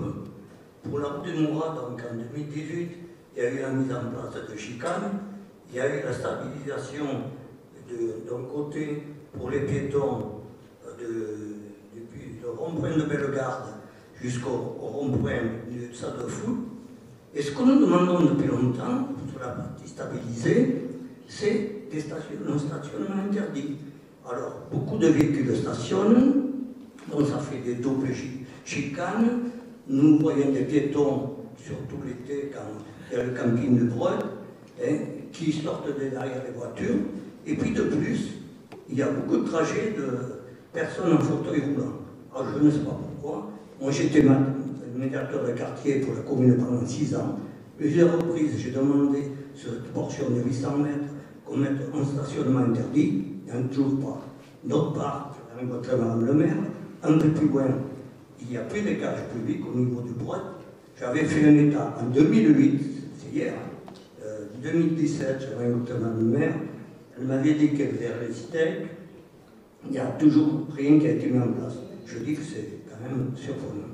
Alors, un bout de réponse commune, on va prendre 2-3 questions, et puis comme ça on se fait des réponses communes vu l'heure. On note qu'on a déjà celle-là pour un élément de réponse tout à l'heure. Est-ce que quelqu'un d'autre souhaite prendre la parole? Même exercice. Alors, votre présentation, certains se connaissent parce que vous avez également des gens dans votre dos et ils n'ont pas forcément pas le son de votre voix. Donc allez-y, présentez-vous, je vous en prie. Oui, je suis M. Pirenne, j'habite au Panardi. Mais là n'est pas le problème. Je voulais savoir s'il y avait, avec tout ce schéma de 30 km/h, une politique de contrôle de cette vitesse, à savoir radar fixe, radar constant, radar enfin, peu importe les nouveaux contrôles. Et la sanction. Et la sanction qui pourrait arriver. Et ça, c'est quand même assez important. Alors, commençons par ces 2 questions. Et on commence peut-être par la dernière. Qu'est-ce qui est prévu, qu'est-ce qui doit être mis en place, et puis Ludovic, peut-être qu'est-ce qui se fait également par ailleurs, parce que ce qui est intéressant avec un consultant externe, c'est aussi qu'il nous apporte un regard sur ce qui se fait en matière de pratique. Alors, ce qui est par rapport à la première question, ça montre, on a fait en effet des aménagements du Morat qui étaient dus à une vitesse excessive, et l'aménagement qui nous avait paru à l'époque le plus opportun, c'était d'y faire des chicanes. Il y avait aussi la problématique des enfants qui voulaient aller en vélo depuis le quartier Morat, qui voulaient rejoindre la piste cyclable qui débute au rond-point des Sucettes. Donc, on ne connaissait pas les Chaussy-Doux. Je pense qu'aujourd'hui, on ferait directement un Chaussy-Doux. Et c'est ce qui va être fait.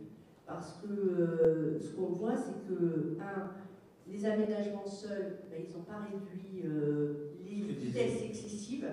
Ils ont sans doute réduit la moyenne, mais ils n'ont pas réduit les chauffards, qui malheureusement resteront toujours des chauffards, et qui arrivent toujours à jouer des chicanes, à jouer de tout. Et puis après, sur l'interdiction de stationner sur les bas-côtés, je crois qu'elle y est, l'interdiction. De fait, parce qu'on n'a pas le droit de stationner, et c'est souvent les personnes qui y habitent, parce que moi je ne viens pas stationner au bout du Morat, j'ai rien à y faire, mais ce sont les gens qui habitent et qui stationnent en fait devant leur maison. Et on a eu cette question aussi rue de Tolade. Et on a créé, alors ça fait partie des dispositifs où c'est le propre stationnement qui fait la chicane. Ah oui. On crée pour ralentir. Donc c'est quelque chose qu'on a aussi mis en place rue de Tolade, après une chicane. Donc on a fait une réunion, il y avait Serge Larouge, qui est notre élu au service technique aux travaux, et puis Michel, les services de Max et nous-mêmes, on était allés sur place avec les riverains pour voir ça. Donc c'est vrai, ça montre ça. Ça ne veut pas dire justement là on va recréer un Chaussy-Doux, c'est pour qu'on puisse avancer en fonction des évaluations qu'on fait. Et ce qui est sûr, c'est que je veux répondre à votre question sur est-ce qu'on va tout de suite être sur le répressif. Alors je vous le dis franchement, c'est pas comme ça que je l'envisage, parce que je peux vous dire que je m'entraîne depuis 6 mois à rouler à 30, c'est pas évident. C'est pas évident de rouler à 30. Au bout de 6 mois, j'arrive à être... Il faut être honnête par rapport à ça. Je crois que là où j'étais à 55, comme tout le monde, je suis à 37, 38, je suis assez fière. Mais c'est vrai que ça change tout dans la conduite. Il ne faut pas, on ne réaccélère pas après un rond-point, etc. Donc c'est une nouvelle manière de conduire et ça ne va pas se faire du jour au lendemain. Et si je me mets tout de suite avec mon rôle de police, mon pouvoir de police, à mettre des contraventions, je pense que je vais recevoir énormément de monde dans mon bureau pour me dire que c'est pas faisable d'être à 30 tout de suite. Donc c'est pas dans l'immédiat. Moi je crois beaucoup à notre volonté collective pour les enfants qui se sont exprimés à réduire notre vitesse. Donc avec des aménagements, avec de la pédagogie, j'y crois beaucoup. Je crois aussi qu'il faudra qu'on multiplie un peu plus les radars pédagogiques. Ça aussi, j'y crois, parce que ça nous fait un rappel. Ça nous fait un rappel quand on est... Alors évidemment que le chauffard, vous pourrez le rappeler, voilà. Mais quand on commence à mettre des radars, c'est pour tout le monde, c'est pas que pour le chauffard qui est à 100. Et moi je rêve, je l'ai déjà dit à M. Chaleroux, j'aurais aimé trouver au Salon des maires des radars pédagogiques où à 35 on me dit c'est pas mal. Voilà, on me dit c'est pas mal, il y aura un petit effort à faire, mais c'est pas mal. Mais ça n'existe pas aujourd'hui, les radars pédagogiques. Dès qu'on fasse sur des maires, dans les langues de Montcalm, on va essayer de trouver un exposant qui fait ça. Mais bien sûr, parce qu'il y a vous savez, c'est comme les enfants, là on a le bonhomme méchant, le bonhomme gentil, et c'est vrai. Donc il pourrait y avoir aussi le bonhomme encourageant qui dit bon c'est pas mal, tu vas y arriver la semaine prochaine. Il y a eu des devinettes, ainsi de suite, dans les autres territoires. C'est vrai que c'est un radar pédagogique, on en voit de plus en plus.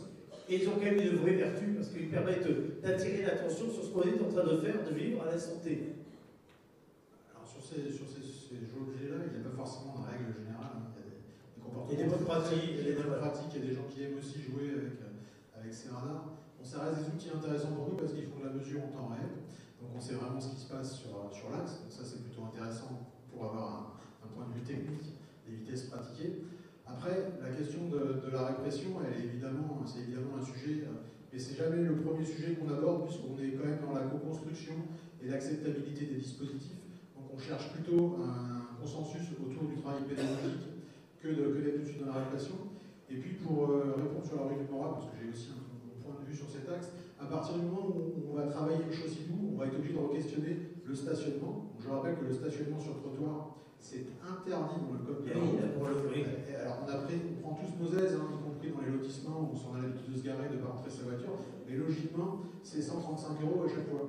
Je vous rappelle simplement la règle du code de la route. Donc ça veut dire que le stationnement, de fait, il est interdit sur le trottoir, c'est la règle générale du code de la route. Donc c'est vrai que des fois, on a tendance à rajouter du marquage ou du panneau. Moi, je n'invite pas les communes à le faire parce que c'est la règle générale. Donc si on commence à indiquer la règle générale, on ne s'en sort plus. Et le deuxième point, c'est qu'à partir du moment où on fait une Chaussy-Doux, on a besoin, pour gérer la sécurité de nos vélos sur les bandes de rive, là, que vous avez vu, on a besoin de limiter au maximum le stationnement longitudinal, parce que les ouvertures de portières, toutes ces choses-là, c'est des choses que les cyclistes doivent gérer. Et comme on a tendance à les mettre plutôt sur le bord de la chaussée dans nos couloirs, on a besoin de re-questionner le stationnement. Alors je ne dis pas qu'il n'y aura plus de stationnement, mais en tout cas avec les services, quand ils vont retravailler la Chaussy-Doux avec Max, ils vont re-questionner la place du stationnement sur cet axe, c'est obligatoire. Allez, une autre série de questions. Allez-y, monsieur. Allez-y, Thibault, je représente l'association Souston-Plage.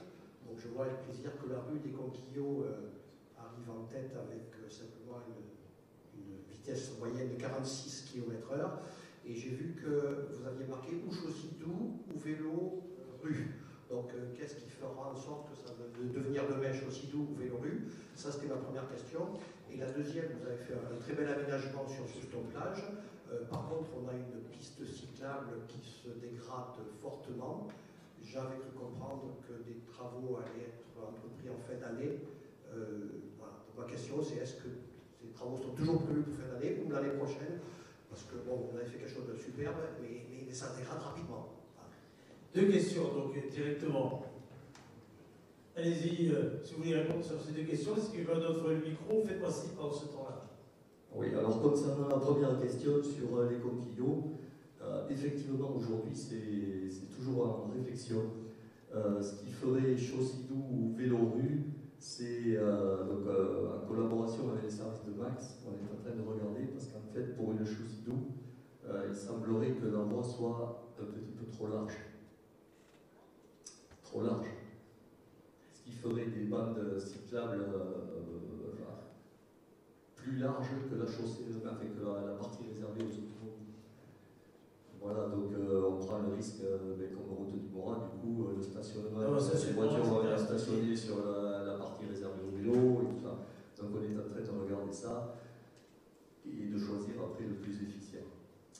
Et concernant la piste cyclable? Alors la piste cyclable, ça c'est plus du ressort de Serge.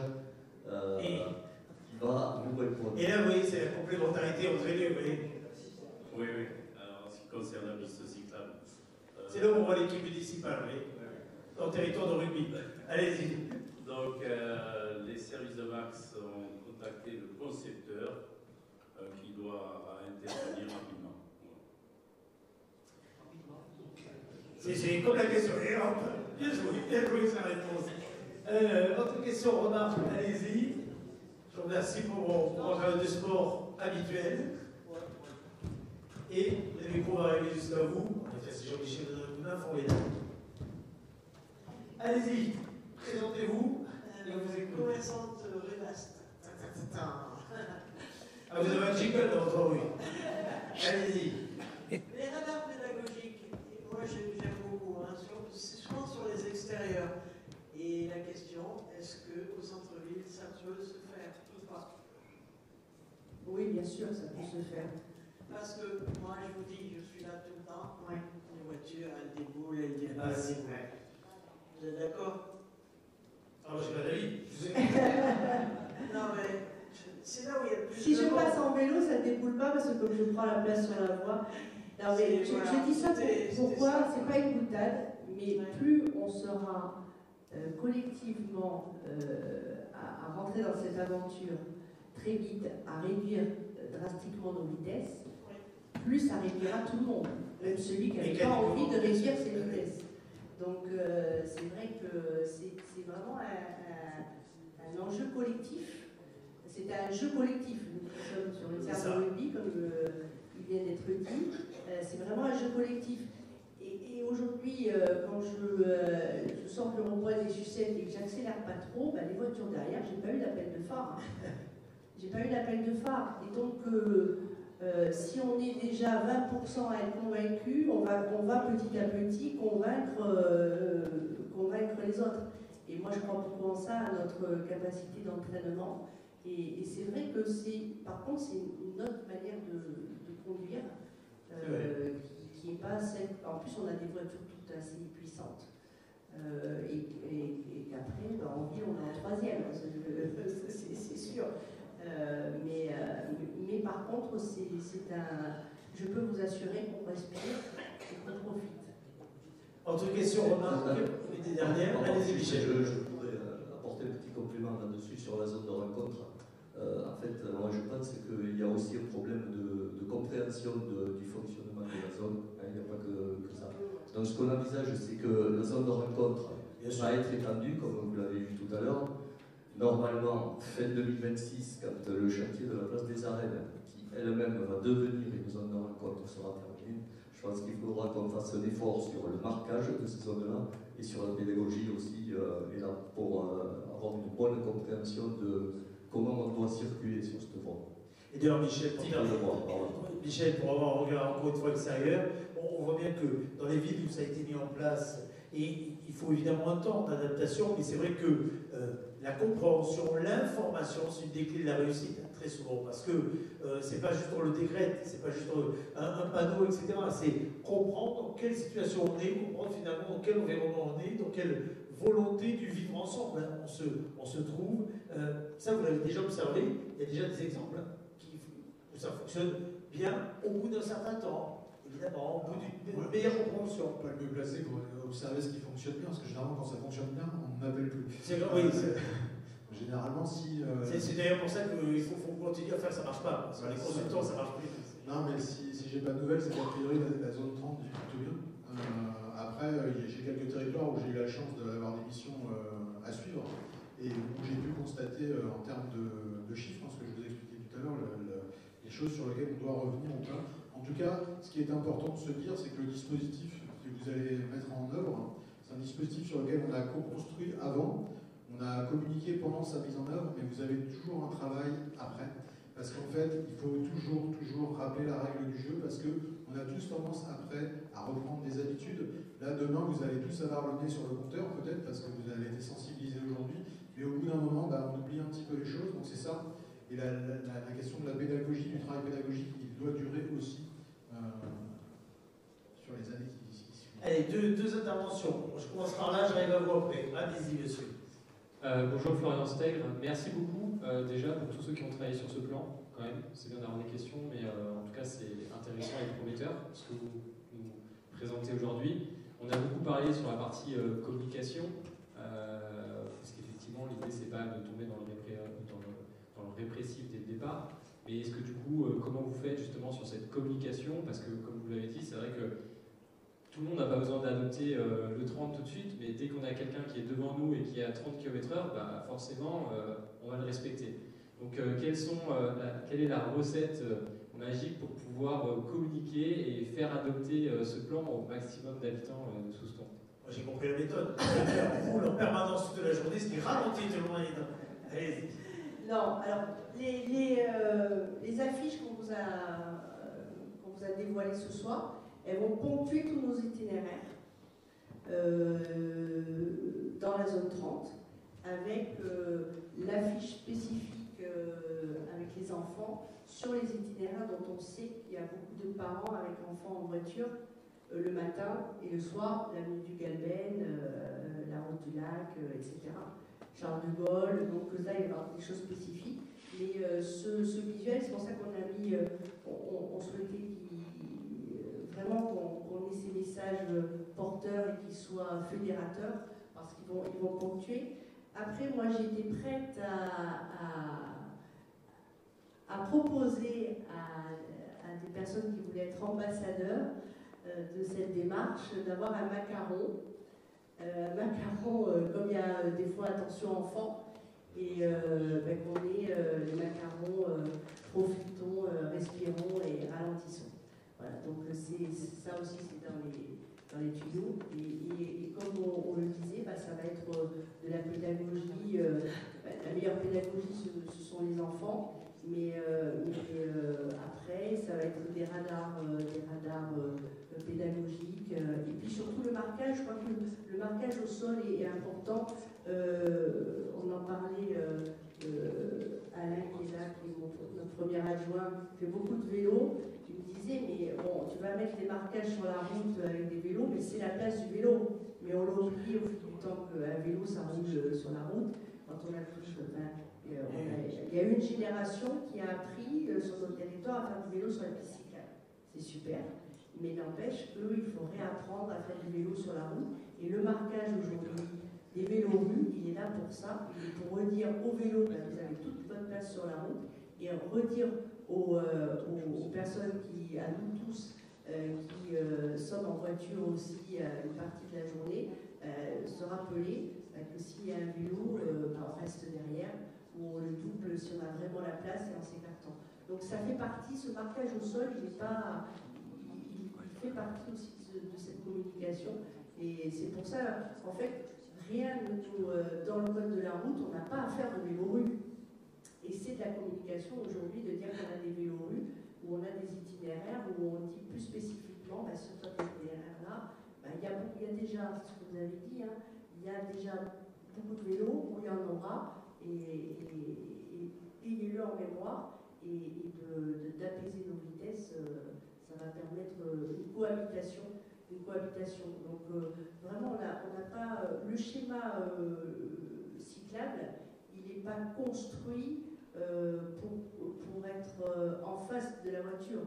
Il est construit pour qu'on puisse cohabiter ensemble sur un même espace quand il n'est pas possible de faire des voies cyclables, ou même si c'était possible, ça n'a pas lieu d'être parce qu'on peut tout à fait, en réduisant chacun nos vitesses, cohabiter sur la même voie.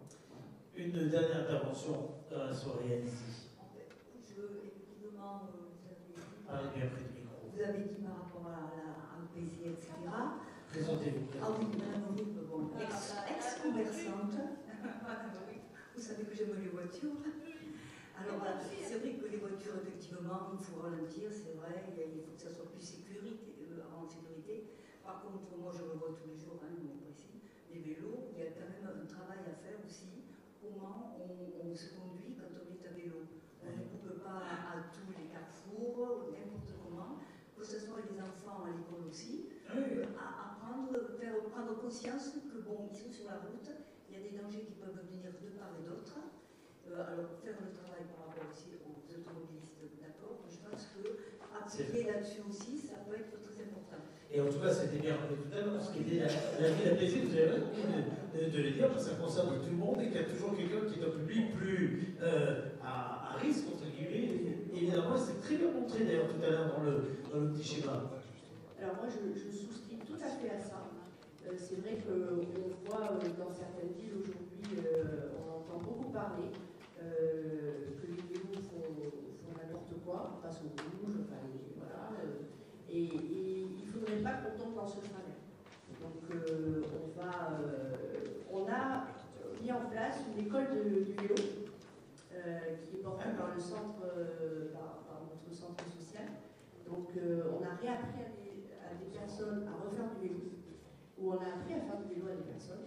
Mais le travail pédagogique qu'on doit faire avec les enfants, comme je le disais, de savoir se tenir sur la route avec un code de la route du vélo, qui est la code de la route pour tout le monde. Le code de la route, c'est un enjeu et sur lequel on va aussi travailler. Parce que moi j'ai appris quand j'ai fait du vélo, moi mon papa il m'a appris que quand on voulait tourner à gauche, on mettait le bras, etc. Et ça c'est vrai qu'on ne le voit plus. Parce qu'on n'apprend plus à faire du vélo et parce qu'on n'a pas appris à une génération à faire du vélo sur la route. Parce qu'il y avait trop de vitesse, parce qu'il y avait. Et donc, on aura gagné quand tout le monde suivra le code de la route aussi. Absolument. Et le vélo, c'est important. Et j'ai eu beaucoup de remarques aussi sur la vitesse excessive. J'en ai parlé à M. Chagot, c'est comment on peut faire, on en a parlé à Max aussi. C'est de voir les vitesses excessives aujourd'hui avec les vélos électriques. Bien sûr. Qui mettent en danger les piétons ou ceux qui sont en vélo, et notamment sur les pistes cyclables. Et ça, c'est un enjeu sur lequel on va travailler aussi au niveau de la communauté de communes sur le réseau parce que on ne peut pas demander à nous automobilistes à 90% du temps d'être à 30 et puis d'avoir des vélos qui sont à 50 sur la piste cyclable. Ça, c'est pas possible. Allez, dernière question ou remarque, sauf si vous avez d'autres. Oh, ben, madame, je vais à vous après. Ensuite, allez-y. Donc, Baptiste Carr, j'habite au quartier de Morat et je voulais vous poser quelques petites questions sur les. Je pratique le vélo avec mes enfants et aussi en tant que cycliste sur la route. Il y a un aménagement qui a été fait à l'origine, qui était vendu comme un élément partagé, qui est la route de Saint-Jean, qui, suivant le schéma, est à 50 km/h. Je voulais savoir qu'est-ce qui était prévu à ce niveau-là. Parce que les gens qui sont. Il y a une partie qui arrive du quartier Morat par l'intérieur, donc on a parlé de la route de Morat qui serait aménagée, mais de l'autre côté, les gens qui sont concernés, qui ne peuvent pas accéder à cette zone-là, ont accès à la route des Sucettes, qui aujourd'hui est un trottoir, et donc officiellement sur le code de la route interdit au vélo. Et aussi faire une autre remarque justement sur l'importance au niveau des développements et sur tous les travaux qui sont faits dans la commune pour que le vélo soit pris en compte sérieusement, de temps en temps plus en amont du vélo. Non, de la voiture, par exemple, l'exemple le plus proche d'ici est la rue de 1962, juste derrière, où le vélo est obligé de se déporter sur la route pour éviter une zone de fleurs qui permet, je pense, d'assumer les quantités d'eau, mais qui oblige les des enfants, quand ils vont du nord vers le sud, vers l'école, de se retrouver face aux véhicules qui remontent de la pharmacie, et pareil sur le lavoir. Allez, sur ce point-là, le temps que le micro circule, est-ce que vous voulez apporter un élément de réponse? Alors sur l'aménagement sur la route de Saint-Jour, donc effectivement l'aménagement qui a été traité est officiellement un trottoir. Effectivement parce que en fait il n'y avait pas l'emprise suffisante pour créer une piste cyclable en bonne et due forme. Par contre, dans les cartons, c'est de ramener à l'intérieur de l'Anière et de récupérer la route de Morat par une piste dédiée et plus sécurisée que la route de Saint-Jour. Ça, c'est le premier point. Deuxième point. Et le deuxième point, c'est sur la rue du 19 mars 62, c'est un peu la même chose. L'emprise limitée qui ne permettait pas de faire un aménagement suffisamment sécure. C'est notre point noir, parce qu'on ne sait pas comment le traiter. On y va, on y revient, mais c'est vrai que si on enlève le parterre de fleurs, on arrivera quand même en face de... Il y avait voilà. ces parterres qui étaient devant la piste de l'entrée. Oui. Donc il faut qu'on revoie ça. Dès le départ, on a vu que ça ne marchait pas. On a un petit souci aussi à Souston-Plage, où on a une arrivée de la piste cyclable qu'on n'arrive pas trop à traiter, parce qu'on n'a pas d'emprise, et à un moment, on est un peu... on fait avec ce qu'on a, et ce qu'on a fait, et quelquefois, malheureusement, on va être obligé de défaire ce qu'on a fait il n'y a pas trop longtemps, parce que ça ne fonctionne pas. C'est pour ça que j'aime bien cette démarche où on commence avec peu d'aménagement, et on voit comment ça fonctionne pour mettre des bons aménagements. Là, il va falloir, en fonction de l'analyse qu'on aura faite. Oui. Parce qu'on a beau avoir, on avait d'autres cabinets d'études, quand on est que sur la théorie, à un moment, à faire des aménagements trop tôt, ça nous amène plus de soucis que si on n'avait pas fait, on les aurait fait autrement. On les aurait fait autrement avec l'épreuve de la réalité. Michel, rapidement, et après dernière intervention. Oui, c'est exactement ça, juste pour illustrer. Il y a un écart parfois entre ce qu'on a pensé, même avec des techniciens qui connaissent bien le truc, et la façon dont les utilisateurs vont se l'approprier. Madame, allez-y, je vous en prie. Allez, bien pris le micro, par contre. Merci, Madame Pirenne, j'habite le Padardi, et je voulais savoir aussi, dès l'instant où il y a une piste cyclable, et que des piétons sont sur la route, est-ce que c'est normal? Est-ce que c'est une obligation de prendre la piste cyclable ou pas? Alors, une obligation de prendre la piste cyclable, réponse A. Réponse B, c'est la révision code de la route. Allez-y. Il y a réponse A et réponse B dans le cas présent, c'est-à-dire que quand vous êtes piéton, s'il n'y a pas de trottoir, de continuité piétonne pour vous et qu'il y a une piste cyclable, vous êtes autorisé à emprunter la piste cyclable, et je vous conseille même de le faire. Par contre, il n'y a rien qui vous interdit d'être sur la route en tant que piéton. Après, le problème, c'est qu'on essaye de gérer sa sécurité par rapport à des vitesses de véhicule. Mais en fait, si vous n'avez pas de continuité piétonne, que vous devez marcher sur la chaussée, vous êtes toujours prioritaire, même si vous êtes sur le toit à 90 km/h. Ah, les vélos. Les vélos. Vous avez dit les piétons, c'est pour ça. Oui, mais en fait, c'est pour les vélos. Alors, les vélos, ça dépend simplement du marquage qu'on a, si la piste cyclable a un caractère obligatoire ou un caractère recommandé. Alors, pour faire la différence entre un caractère obligatoire et un caractère recommandé, c'est aussi des formes de panneaux. Quand vous avez un panneau rond avec un vélo, ça veut dire que là, vous devez utiliser la piste cyclable. Si vous avez un panneau carré, c'est qu'elle est conseillée. Voilà. Alors, la différence, on l'a fait souvent pour deux raisons, si je peux être un petit peu plus long. C'est-à-dire que quand on a des cyclistes plutôt avisés qui aiment pédaler, qui vont jusqu'à 40 ou 50 km/h, qui sont en peloton de temps en temps, le samedi ou le dimanche, eux, on a quand même du mal à les emmener sur la piste de façon obligatoire, parce que finalement, ils sont plutôt dangereux pour les autres usagers, qui sont piétons ou cyclistes. Donc on invite souvent, enfin moi je recommande souvent de conférer aux pistes cyclables un caractère recommandé. Et non obligatoire. Et non obligatoire, parce que des fois, dans le cas où on met une obligation, on amène une contrainte sur certains types de cyclistes. Mais généralement, les cyclistes, ils arrivent à adapter leur comportement. Mais ça, c'est ce qu'on vient d'évoquer, c'est un problème d'espace. Le plus souvent, vous avez des vieux aménagements de pistes cyclables ou de voies vertes ici sur votre territoire qui sont plutôt étroits, qui sont collés contre des limites de propriété, sur lesquelles on a des gros problèmes de sécurité et de visibilité. C'est ce type d'aménagement qu'on essaye d'éviter de faire aujourd'hui, parce que plus vous allez avoir de vélos, plus on va avoir du mal à gérer cette sécurité. Et il y a tout un tas d'aménagements comme ça chez nous qu'on va devoir reprendre, mais pas seulement sur Soustons, sur d'autres territoires de Max. Et c'est cette logique-là. D'ailleurs, j'en profite pour dire, tout à l'heure, je voulais réagir là-dessus, c'est-à-dire que ce qui se met en place sur votre territoire, c'est aussi des choses qui sont cohérentes avec ce qui se met en place à l'échelle du territoire de Max. C'est-à-dire qu'on parlait des zones apaisées, etc. Il y en a d'autres sur d'autres communes du territoire. Donc cette règle du jeu aussi, elle se veut quand même commune à l'ensemble du territoire. C'est aussi beaucoup plus facile en termes de respect et de compréhension des dispositifs qu'on vous propose. Merci beaucoup. S'il n'y a plus d'autres interventions, nous allons clôturer cette réunion. J'imagine que vous allez continuer évidemment à parler de tout cela, à vivre tout cela au quotidien, dans votre quotidien. Merci Madame le maire. D'abord, vous avez une assemblée assez riche. Et puis c'est un moment intéressant que de parler de ce schéma cyclable local, de cette ville apaisée que vous appelez de vos voeux. Et apaisante, que vous appelez de vos voeux. Vous avez raison, de cette ville apaisante que vous appelez de vos voeux. Merci à toutes et tous. Et si vous voulez rester pour qu'on puisse partager le verre de l'amitié, je crois que les services ont préparé ça. C'est pour une soirée apaisante. Voilà.